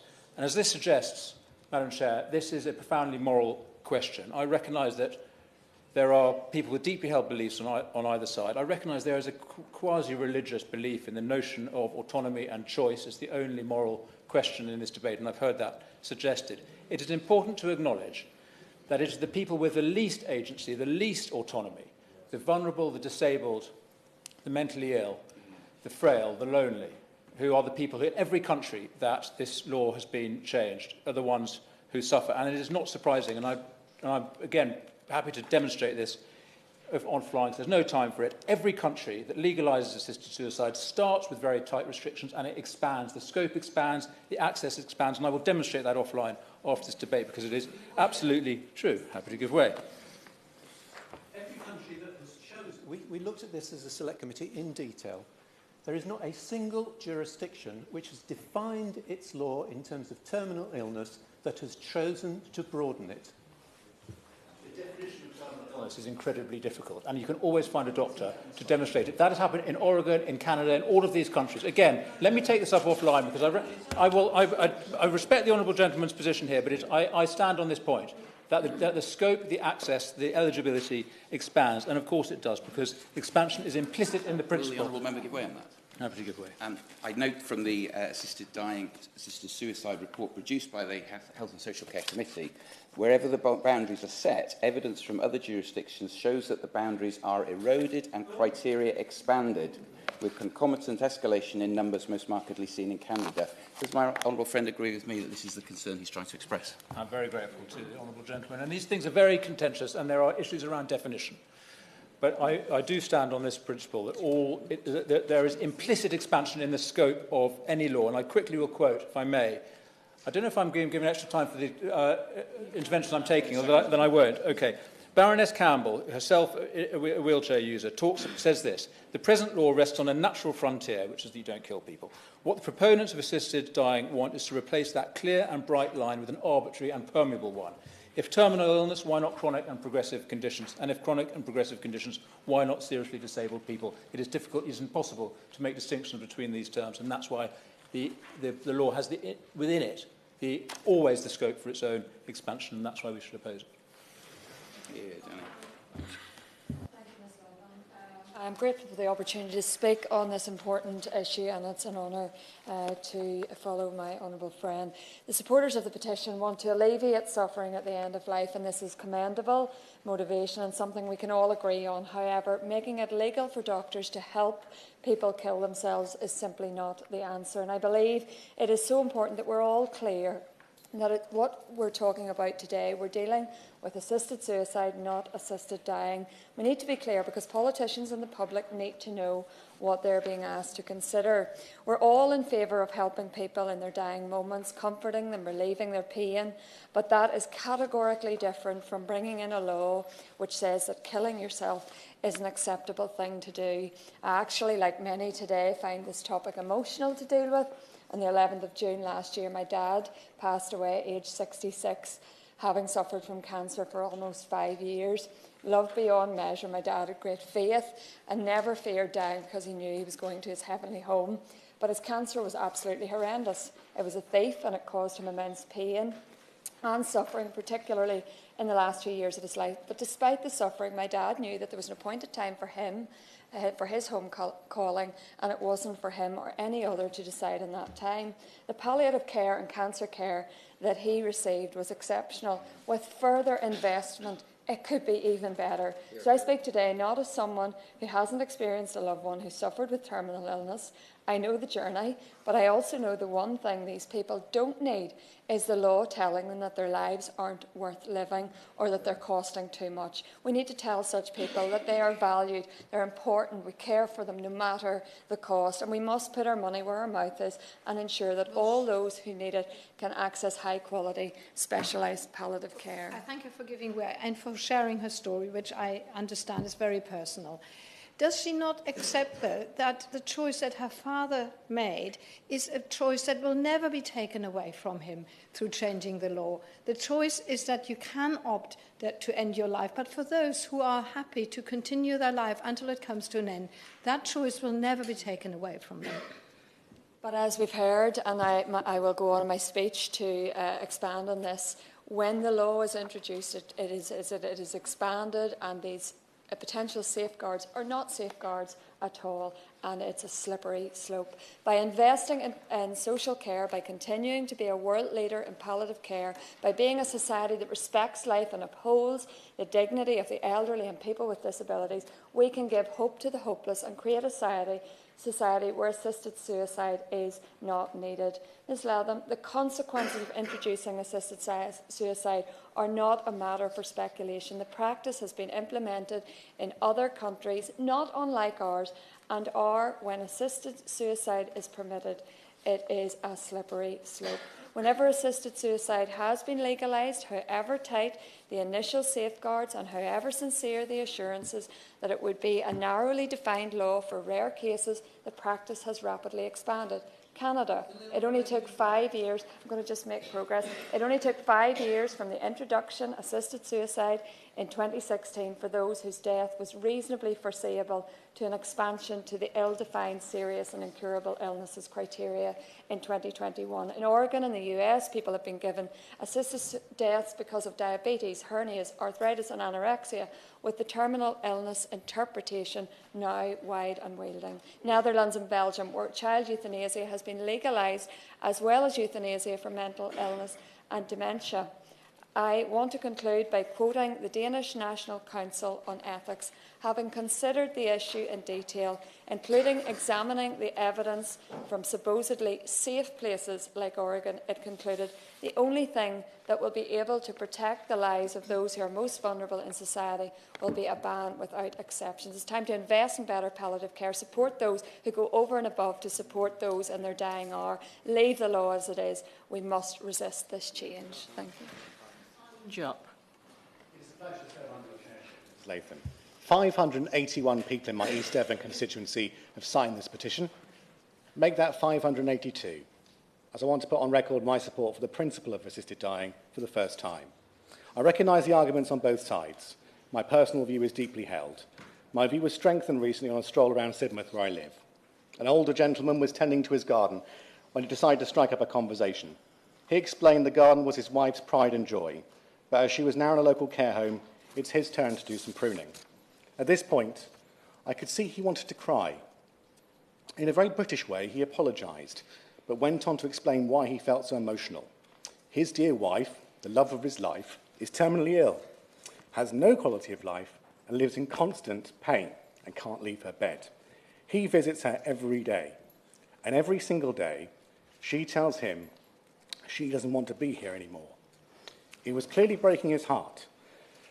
The gentleman suddenly straightened up, looked me square in the eye, and asked me if I supported assisted dying. The look of relief when I said yes was palpable, and we shared an emotional moment together. I'll never forget that conversation, and as I continued my stroll, one thought rang constantly in my head. My view shouldn't matter. Assisted dying, with appropriate safeguards, should be the law now. Who are any of us here today to deny people that ultimate freedom, that choice to end the pain? The blanket ban on assisted dying forces people to suffer against their wishes. The only legal solution involves going abroad at enormous expense which is out of reach for most people. Dignity in dying shouldn't just be available for the privileged few. Assisted dying does not replace palliative care and end-of-life services, as we've heard today. Someone approaching the end of their life or living with serious illness should be provided with the care and treatment they need to maximise the quality of life and minimise any suffering or distress. In my view, assisted dying should be an additional choice that terminally ill, mentally competent adults with 6 months or less to live should be able to make because they want more control over the manner and timing of their death. Currently, there are terminally ill people in constant pain who are living against their wishes. That's cruel. If I was terminally ill, in unbearable agony, with no quality of life, I'd want a choice. Whatever happens next truly frightens me, but I want there to be that freedom, a decision in my hands and no one else's. Suffering should not be inevitable. I hope to one day vote in favour of a policy which ends a cruel reality for far too many people. Sarah Dyke.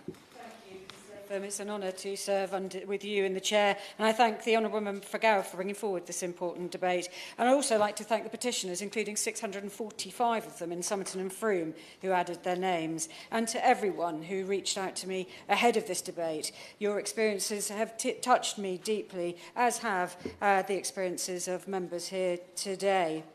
One constituent wrote to me about her son, Jonathan, who died in a hospice at the age of 46. His family told me that the tragedy of his death was made so much worse by the lack of provision for assisted dying. Jonathan's mother, Denise, gave me a quote that I think sums up today's debate very well. It's not about ending life, it's about shortening death. I would like to mention Dorothy House, which offers free palliative care and end-of-life care across much of my constituency. They remain neutral on this issue, but shared their ethos with me earlier today. Dorothy House has a vision of a society where death is a part of life. Mrs. Latham, I can't thank Dorothy House enough for the support that they provided me and my partner while we were caring for my partner's mother in her final few months as she was dying of cancer. Having cared and watched this strong, independent, and dignified woman fade away in considerable pain, unable to have the dignified death that she wanted, will forever haunt me. The UK public have stated that they would support provisions to make assisted dying legal in the UK. Research carried out in January this year by Dorothy House, which gathered 401 responses, showed that 69% of respondents would support the law being changed to allow assisted dying for someone suffering from a terminal illness. These findings are backed up by a recent poll by Opinion for Dignity in Dying, which showed that 75% of people in the UK are supportive of assisted dying. Their analysis showed that there is a majority support for assisted dying in every constituency in the country. In areas of Glastonbury and Somerton, 80% of people are supportive of the change, making it the third highest supportive new constituency in the country. I am committed to championing the freedom, dignity and well-being of individuals, respecting their right to freedom of conscience. But the issue is complex and divisive, hence why it's vitally important that any legislation that provides for medical assistance to die in particular circumstances is subject to rigorous safeguards and regulations. This is also why it's important that this topic is debated fully in Parliament and any new legislation is robustly scrutinised. And I hope that we can be reassured today that we will see progress made over the forthcoming parliamentary sessions. Thank you. Duncan Baker. Thank you, Madam Chair. They will always provide and provoke many feelings and emotions, ones that, no matter what side of the argument you're on, we should respect. Whatever one's views, and I've heard nothing today that hasn't convinced me otherwise, we cannot argue, I think, on one's personal sovereignty, that an individual has the right to choose, and they should have the dignity to choose how to end one's suffering, provided there are the right safeguards. And, Madam Chair, often in this place it's said that if you speak with a level of passion about a subject you care about, the speech will resonate more. I lost my stepfather, my dad, suddenly in July 2019. It was just 5 months before I was elected to this place. He was well known all over North Norfolk, and my dad, I know, would have been proud of the accomplishment that saw me to this place that he sadly never got to then witness. He was the inspiration for my foray into local politics. He never imagined I would get here, but without him, I wouldn't have risen through those ranks in local politics just to serve that community. My stepfather had a heart attack on Good Friday 2019, and in his usual style, he just dismissed it. It was just one of those things. Actually, he needed a quadruple heart bypass.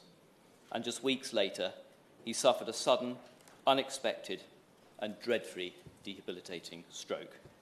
Just a few days later, he passed peacefully, back in his own home, in his own bed, looking out into his own gardens, where he wanted to be. Now, we were very lucky. We were lucky, I say that, because my stepfather always knew that he did not want to suffer for years on end if this sort of eventuality ever happened to him. He had a vision for what he wanted, how he wanted to die, and he had a living will that the doctors in the hospital adhered to and respected.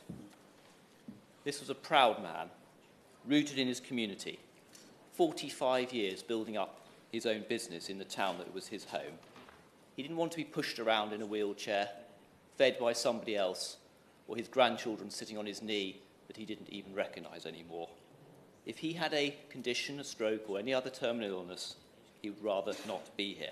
And I know that I speak for millions of people around the country who too would want the dignity and the respect to pass peacefully, if they so choose. Indeed, I'm very lucky that one of my constituents, Zoe Marley, has come here today all the way from North Norfolk. She has been a tower of strength in her determination to see a change in the law. Zoe lost her mother and her husband within a couple of years, both to painful terminal cancers, and they both assisted themselves to die after a battle with their cancer. And I thank her for all of her determination over assisted dying. Ritchie. Thank you, Mrs. Latham. I commend the petitioners for allowing us to have this debate, because many of my constituents believe we should be pro-choice in specific ways, not the current no-choice situation that most people have. People who don't have the means to go to Switzerland have no choice but to suffer in pain or try to have secret, illegal conversations with medical people who make it difficult for everybody to be able to endure and to be able to allow them to have a good quality death. My good friend and colleague, Debbie Woodworth, asked me to fight for assisted dying. Debbie had terminal cancer where tumours meant that she couldn't swallow or digest food anymore. She was as bright as a button, determined, passionate, an excellent local councillor that we lost too soon. And in the last week that I met with Debbie before she died, I said to her, as many people do when you're with your friends, what can I do to help? Is there anything you need? And she said to me, yes, you're in just the right place. I need you to fight for assisted dying. I believe that we should fight for euthanasia for certain illnesses. She texted me the things that she wanted me to say. I have signet ring cell carcinoma. It had to be a jewellery-related condition with me. They also sometimes refer to it as goblet cell carcinoma. I'm not really sure why they give them those names as they do, because when I see the pictures, I see no resemblance to them. I wish I had more time. I've not done all the things I want to do yet. Debbie, in her last week, was in a lot of pain, but she knew what she wanted. And last thing she said to me was, you asked me what you can do for me. Please support assisted dying. Give people who have terrible illnesses like me that are terminal and very, very life-limiting the choice as to when and how to die. Chloe Smith. Thank you very much, Mrs. Latham, and I'm also grateful for having been able to attend the statement in the main chamber earlier on as well. We last debated this nearly a decade ago, in 2015. The Commons vote failed to reflect public opinion then, but MPs could take the chance to do so now. It is my view that we should have a thorough and fresh debate on this, especially as other places have increasingly got experience, which we hear from the Health and Social Care Committee, to share of how assisted dying laws can work well. And I think it is notable that none of the 31 that have put these laws in place have repealed them. Now, I speak in favour of the proposition, and I'm very, very pleased that petitioners have brought it. I voted as such in 2015, and I make the same arguments now. I was in the minority on that vote in that day, but I hope that there would shortly be a majority for it. I do believe that terminally ill people who are mentally sound and near the end of their lives should not suffer unbearably against their will. They should have the option of requesting medical help to end their lives with dignity through a safe and compassionate system with strict criteria and safeguards. It is their life, it is their death, it is their choice, not anybody else's. Under the core proposal, indeed, it's not only a choice, it's also not compulsory. Without such provision in our law, too many are taking matters into their own hands with absolutely tragic consequences. People are forced to take often hidden, undignified and desperate action. They should be able to have an open conversation with their doctor instead. It's not okay to have to refuse food. It's not okay to have to afford to go to Switzerland. And the problems here are twofold in our law. It's not just that the law forces honest people to go underground. The law is also not currently neutral. The debate we have today is about a choice that had already been taken in law. We are not starting, in fact, from neutral ground, but we do have to apply our best work to this as legislators. The main problem in that lack of neutrality is that it is heartbreaking to make carers risk a charge on top of their grief. One constituent said to me, in the 21st century, we should be having an adult debate about this. We should protect family members or friends who risk prosecution for assisting.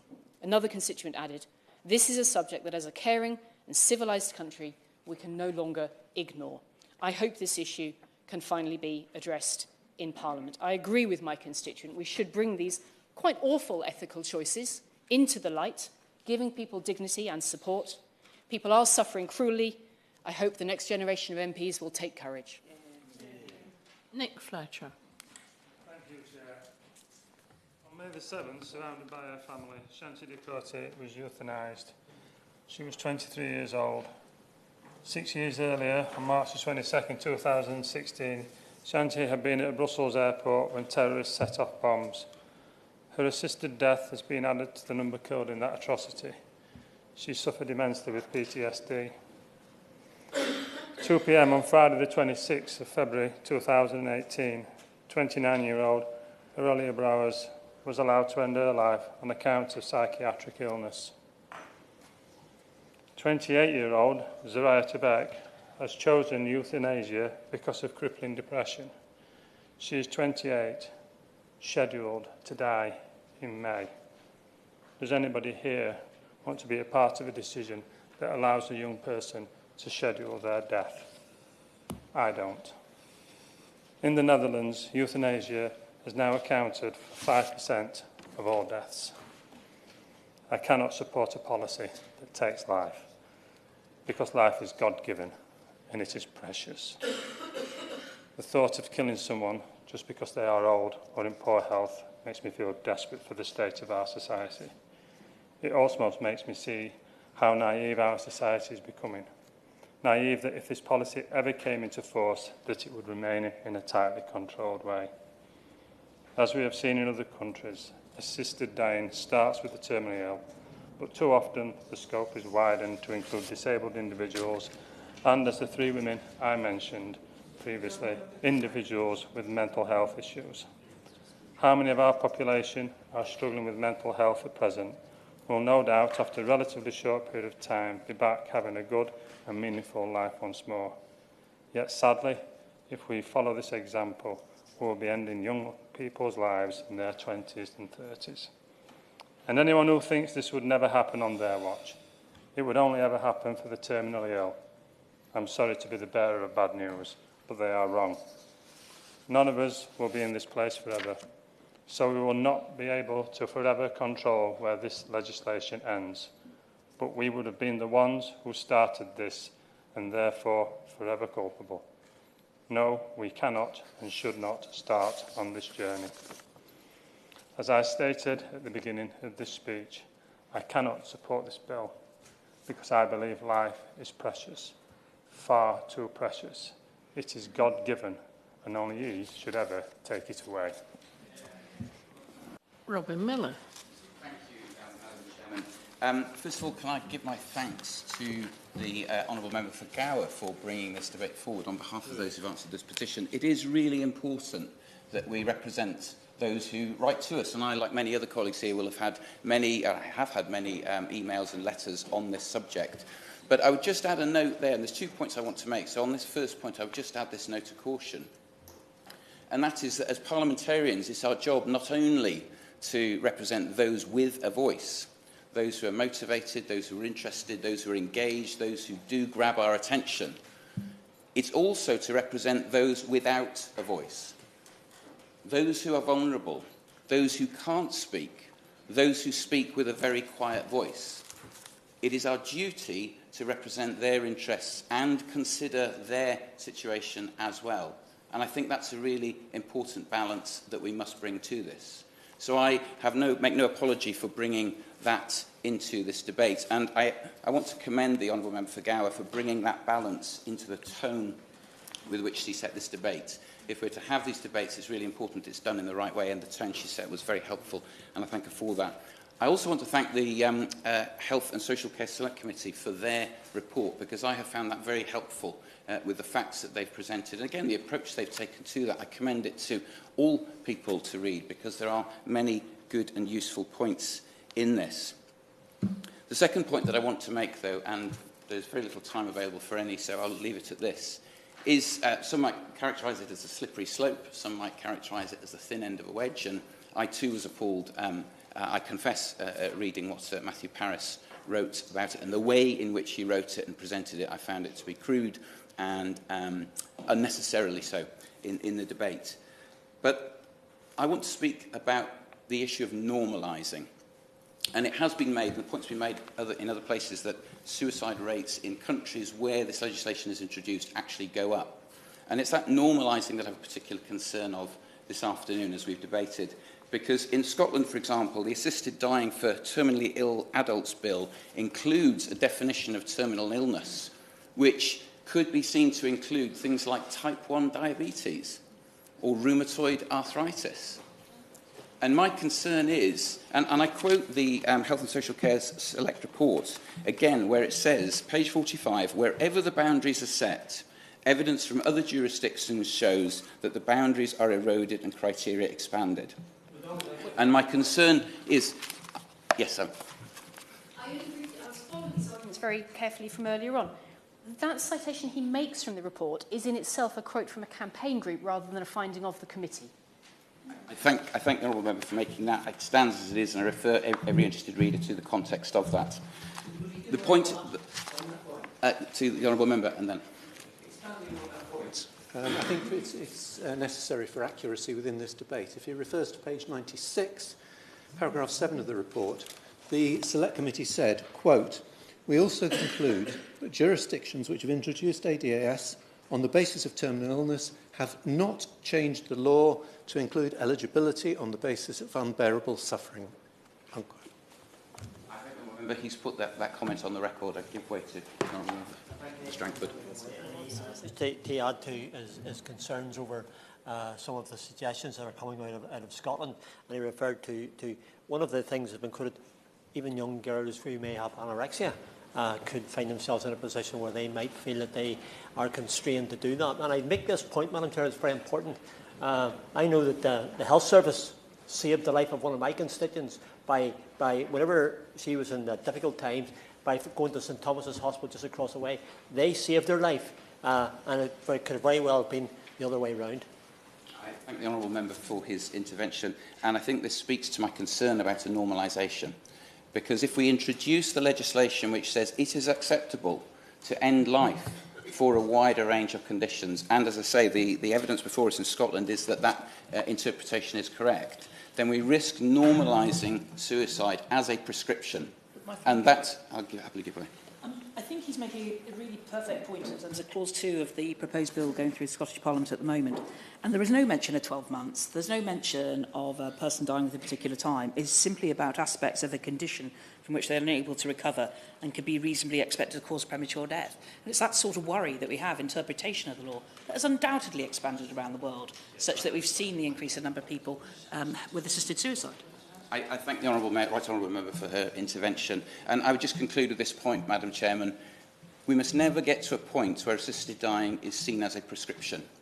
We must never get to a point, I hope, where we see death as a treatment. Thank you.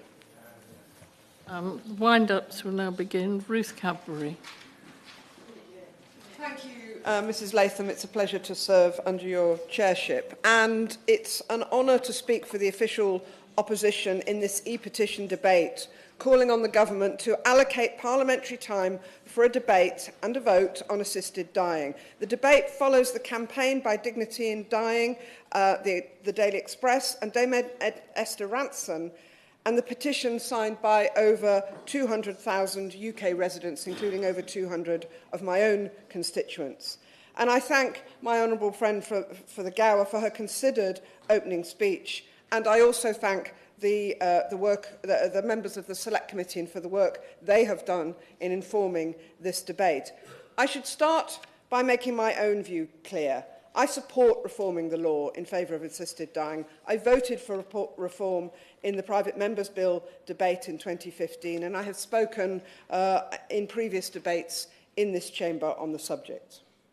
Today, Mrs Latham, we've heard powerful, deeply held views from many right honourable and honourable members, some supporting change, some not, and some still with an open mind. This has again been a truly cross-party debate and one that is in the very best traditions of this House. And now, as I'm speaking from the opposition front bench, I can reiterate both the Leader of the Opposition and the Shadow Secretary of State for Health have said that if elected, a future Labour government would provide parliamentary time and a vote on changing the law. The process in issues of conscience like this means that it would be for a Member of Parliament, rather than the government, to bring forward this law change. That it then be debated and refined on a cross-party basis, with each member free to speak and vote according to their own conscience. Then, any government must ensure that any proposal carries with it proper and strong safeguards. It damages the cause if such reforms are rushed through with inadequate consideration. If any reforms do not recognise the concerns that many people have, including those who support reform in principle, then we will not receive the consensus that any change must have. The Honourable Member for Halton Price and Howden addressed the issue of concern that in Canada and the Netherlands, issues of cognitive impairment or mental illness may be reasons for people to consider mental illness. We must listen to those concerns. And we must also listen to those who are or who represent the elderly, people with disabilities, and those who face life-changing conditions.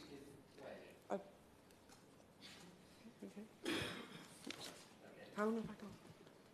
Oh, okay. Yes. There's been lots of talk of Canada today, so I just wanted to place on the record something that it is true that in Canada they did extend the MAID, the medical assisted dying provisions, to include those who are suffering from a mental illness.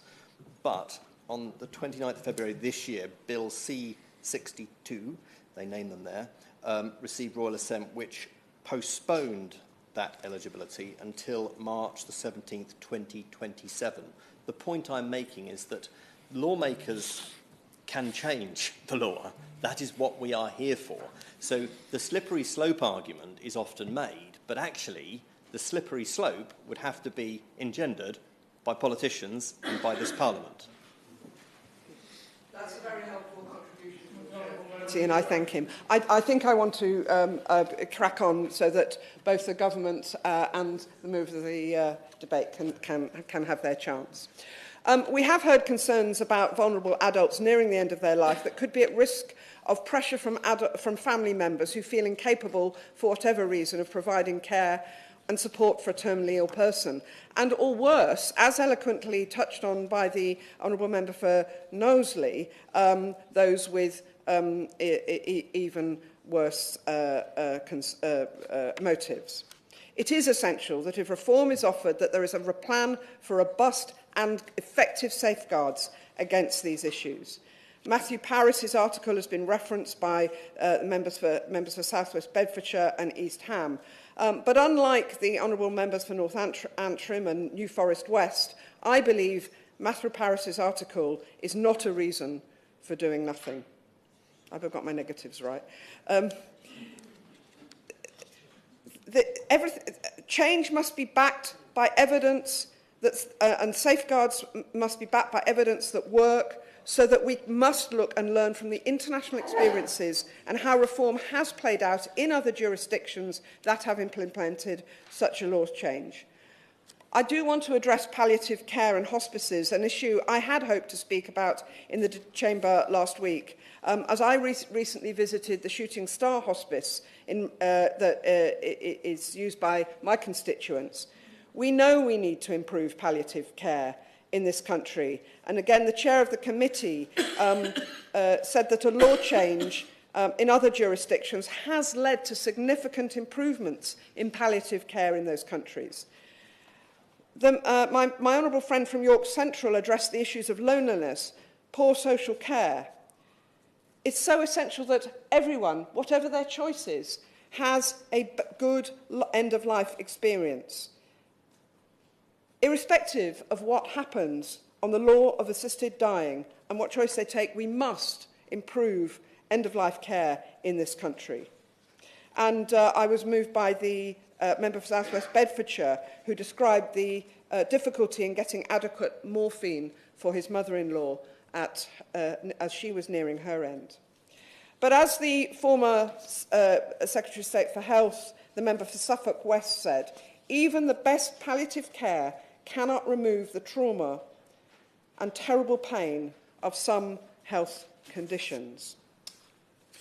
The issue of choice has been mentioned many times by members. The member for North West Hampshire said, and I slightly paraphrase, please don't impose the choices of others upon me. The member for Brighton Pavilion and others have addressed the issue that going to Dignitas is expensive, out of reach of many, and going means you aren't able to have your close family with you because if they were, they risk police investigation, and as Esther Ranson mentioned this morning on the radio. The member for Kingswood said that in Oregon, a third of those who initially choose the option of assisted dying don't actually take that route. Again, they had the choice at the end.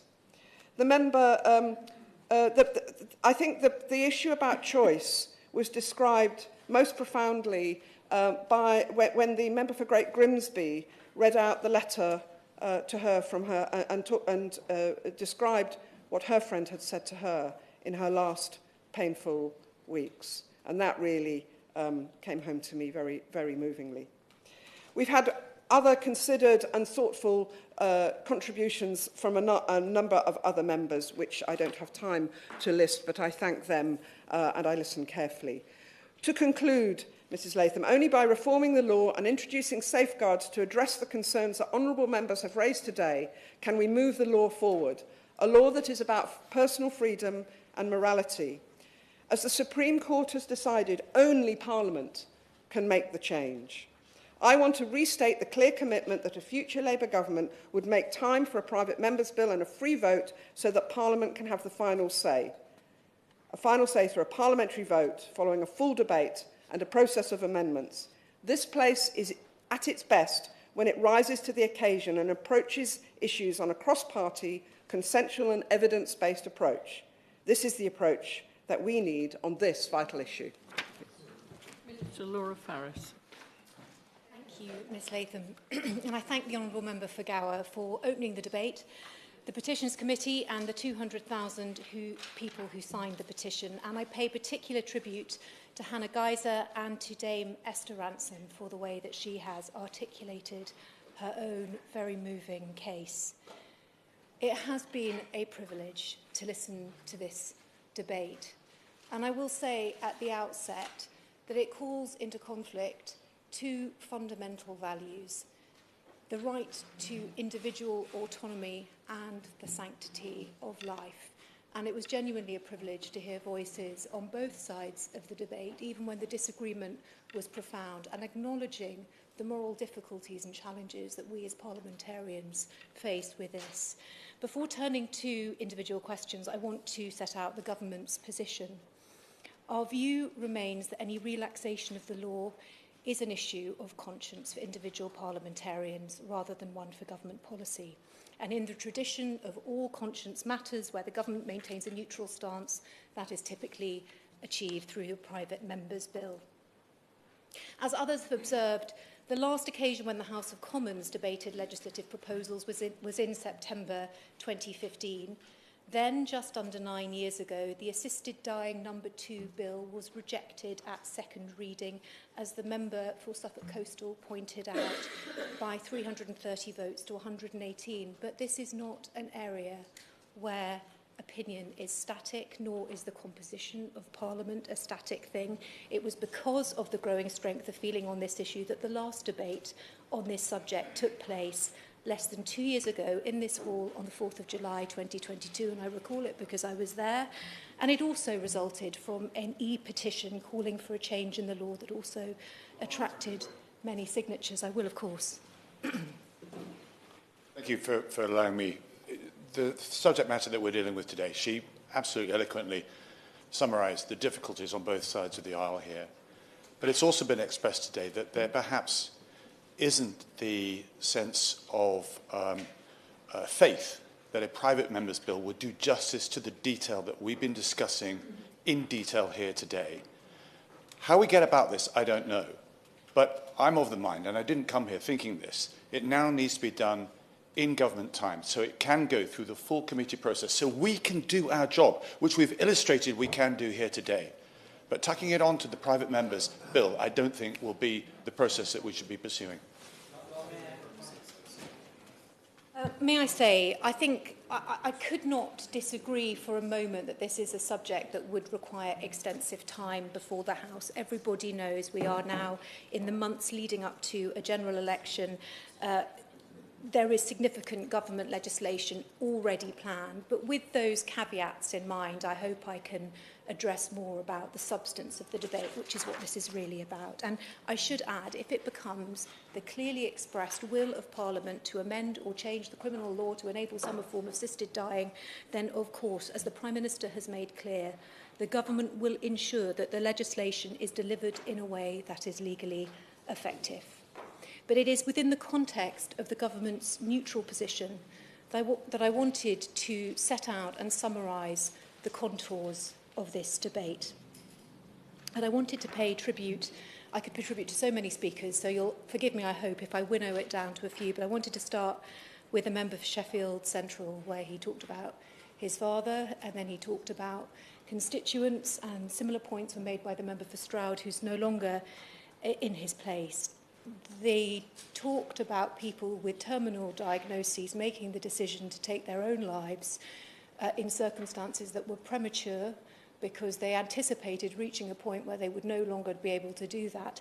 The member for Suffolk West, the former Health Secretary, said that when he looked at the data, people with terminal diagnoses were 2 times more likely to commit suicide.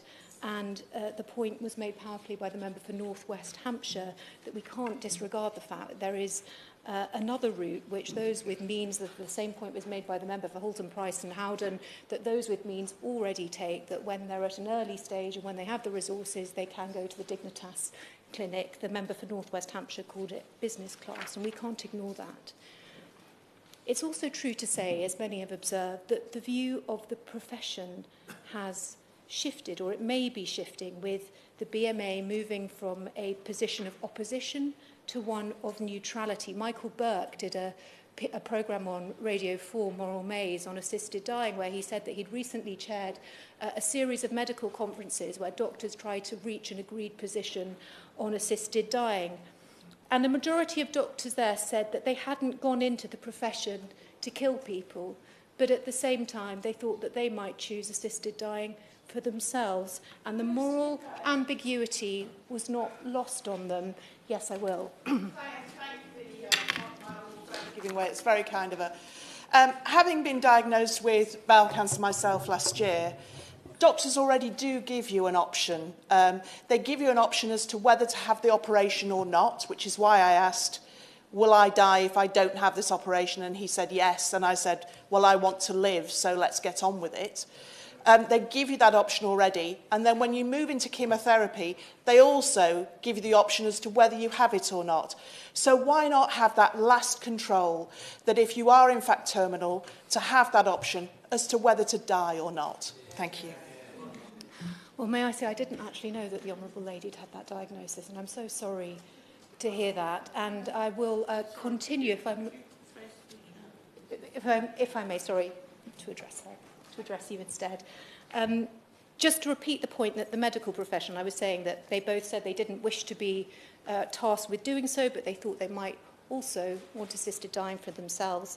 And the point was that they recognised that that was a morally inconsistent position to take, but it was also the one that was echoed by the member for Ealing Central and Acton, and we have to recognise that that tension exists in the medical profession. There were also counter-arguments that were elegantly expressed by the member for Aberconwy, for Devizes, for Suffolk Coastal, Don Valley, North Antrim, Congleton, to name a few. But let me set out one or two of them. One of them more or less echoed the decision that was reached by the Divisional Court in the Noel Conway case in 2017, and they said that Section 2 of the 1961 Suicide Act served to reinforce a moral view about the sanctity of life and to promote relations of full trust and confidence between doctors and their patients. And that position was echoed by the member for East Ham and also the member for Strangford. As parliamentarians, we cannot duck the difficult issues that this question engages. There's been a bit of focus on the law in Canada. Yes, I will, of course, yes. I'm grateful to the Minister for giving way. She talked about the medical profession. She's talked about the various arguments for and against. But she is a distinguished member of the legal profession. And one of the things that many families or many people suffering with terminal diseases find so confusing is that the current law, as it stands, is inconsistent and is a mess. So we have a situation where it is technically illegal to accompany somebody to Switzerland, but when you return, the Crown Prosecution Service has a policy of not prosecuting. We have a situation, for example, where Mavis Eccleston, who agreed a suicide pact with her elderly husband, she survived, but was then prosecuted in court, effectively for murder, but acquitted, having gone through this dreadful experience. The current law is a mess, and I wondered if we could have her professional view on that. Very good. Sitting is suspended for 50 minutes for one division, or 25 if we have two. So 15 minutes if we said 14 minutes past 7, if you could all return, please, to finish.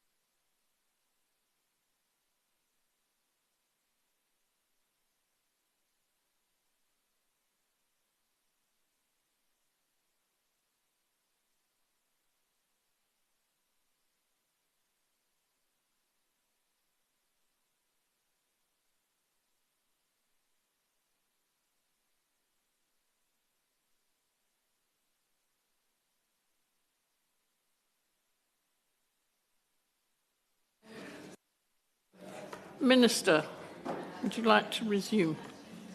Thank you very much, Chair. I think I was responding to the member for North West Hampshire about consistency in the law, and yes, I do agree that that's a good thing. But I did want to touch on 4 arguments that were made by members who held an opposing view. The example was given of Canada, whether the law had changed, and the chair of the Select Committee made the point that no change had been implemented.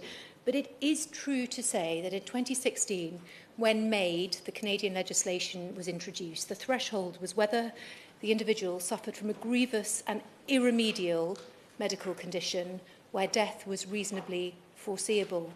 What has been delayed but nonetheless agreed is to remove the requirement that death is foreseeable.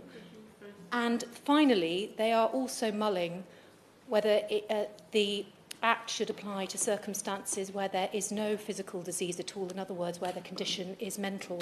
Will you allow me? There is... I think I haven't got very much time, so I'm going to crack on. I'm sorry. Well, I'm told I don't. Anyway, the other issue is the evolution issue, the wider issue of principle. If a right to die should evolve, perhaps slowly and imperceptibly at first, but into a duty to die. The member for Aberconwy put it beautifully. Once we've allowed people to rationalise the quality of their life, how do we avoid it from becoming incumbent upon them to do so? And then there are also the hard cases. While some of the cases that were described in the chamber today are heart-rending and they sound clear-cut, we can't ignore the difficult ones. One in particular jumped out at me in relation to something the member for Gower said. This was the case in Belgium of Natalie Huygens, who ended her life because of the extreme psychological suffering she experienced after she was raped. And the member for Gower, and I mean this very respectfully, said we should give people the choice to take yourself out of suffering. But this is exactly what she would have argued she was doing, and we can't ignore these difficult cases. And then... Oh, well, yes, of course.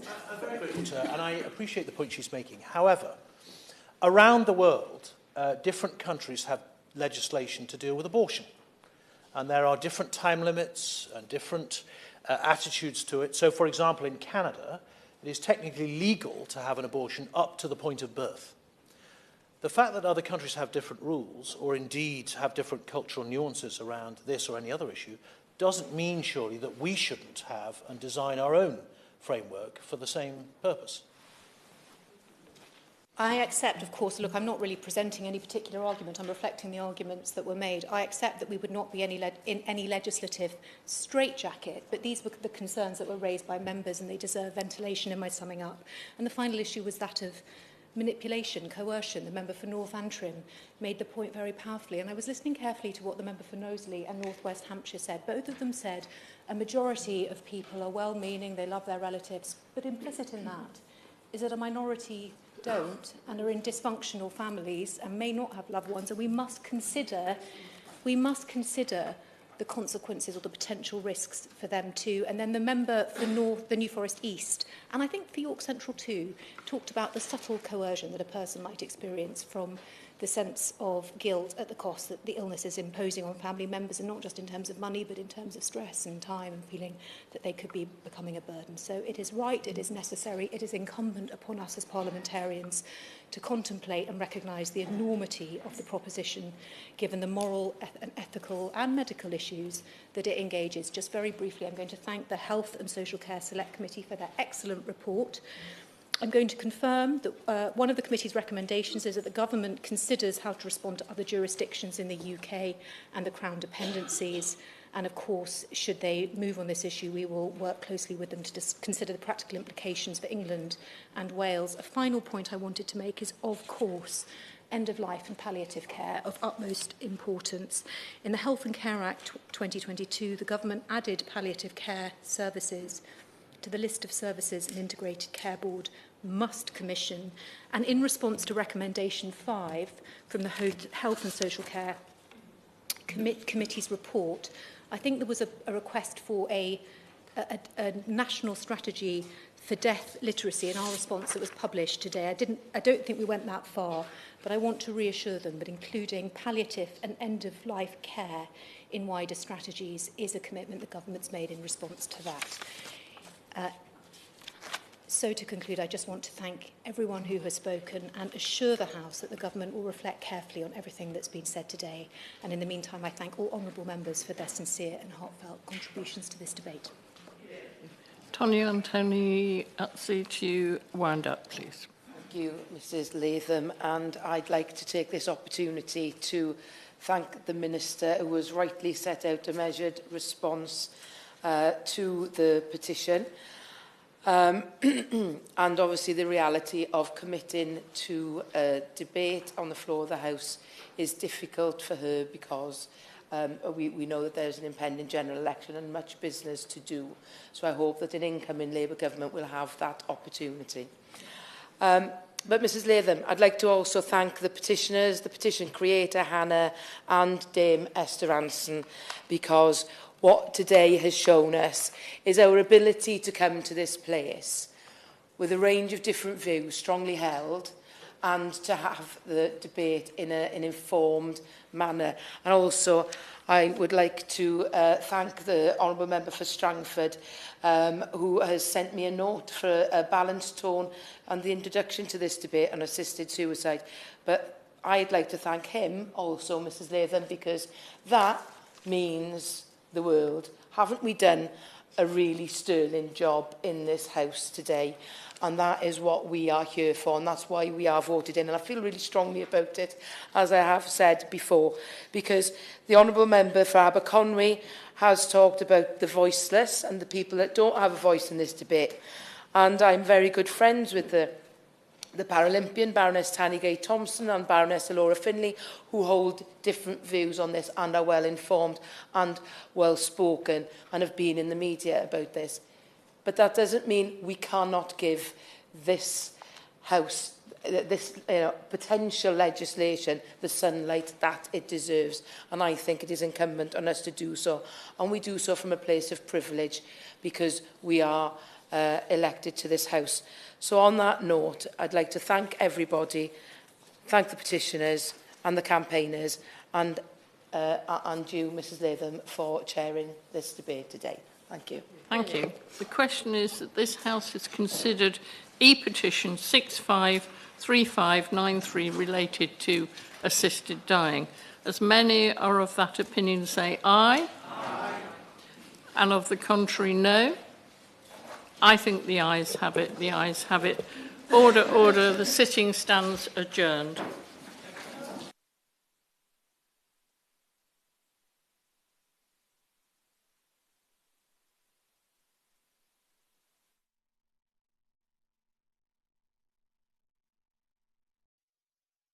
The proceeding has ended.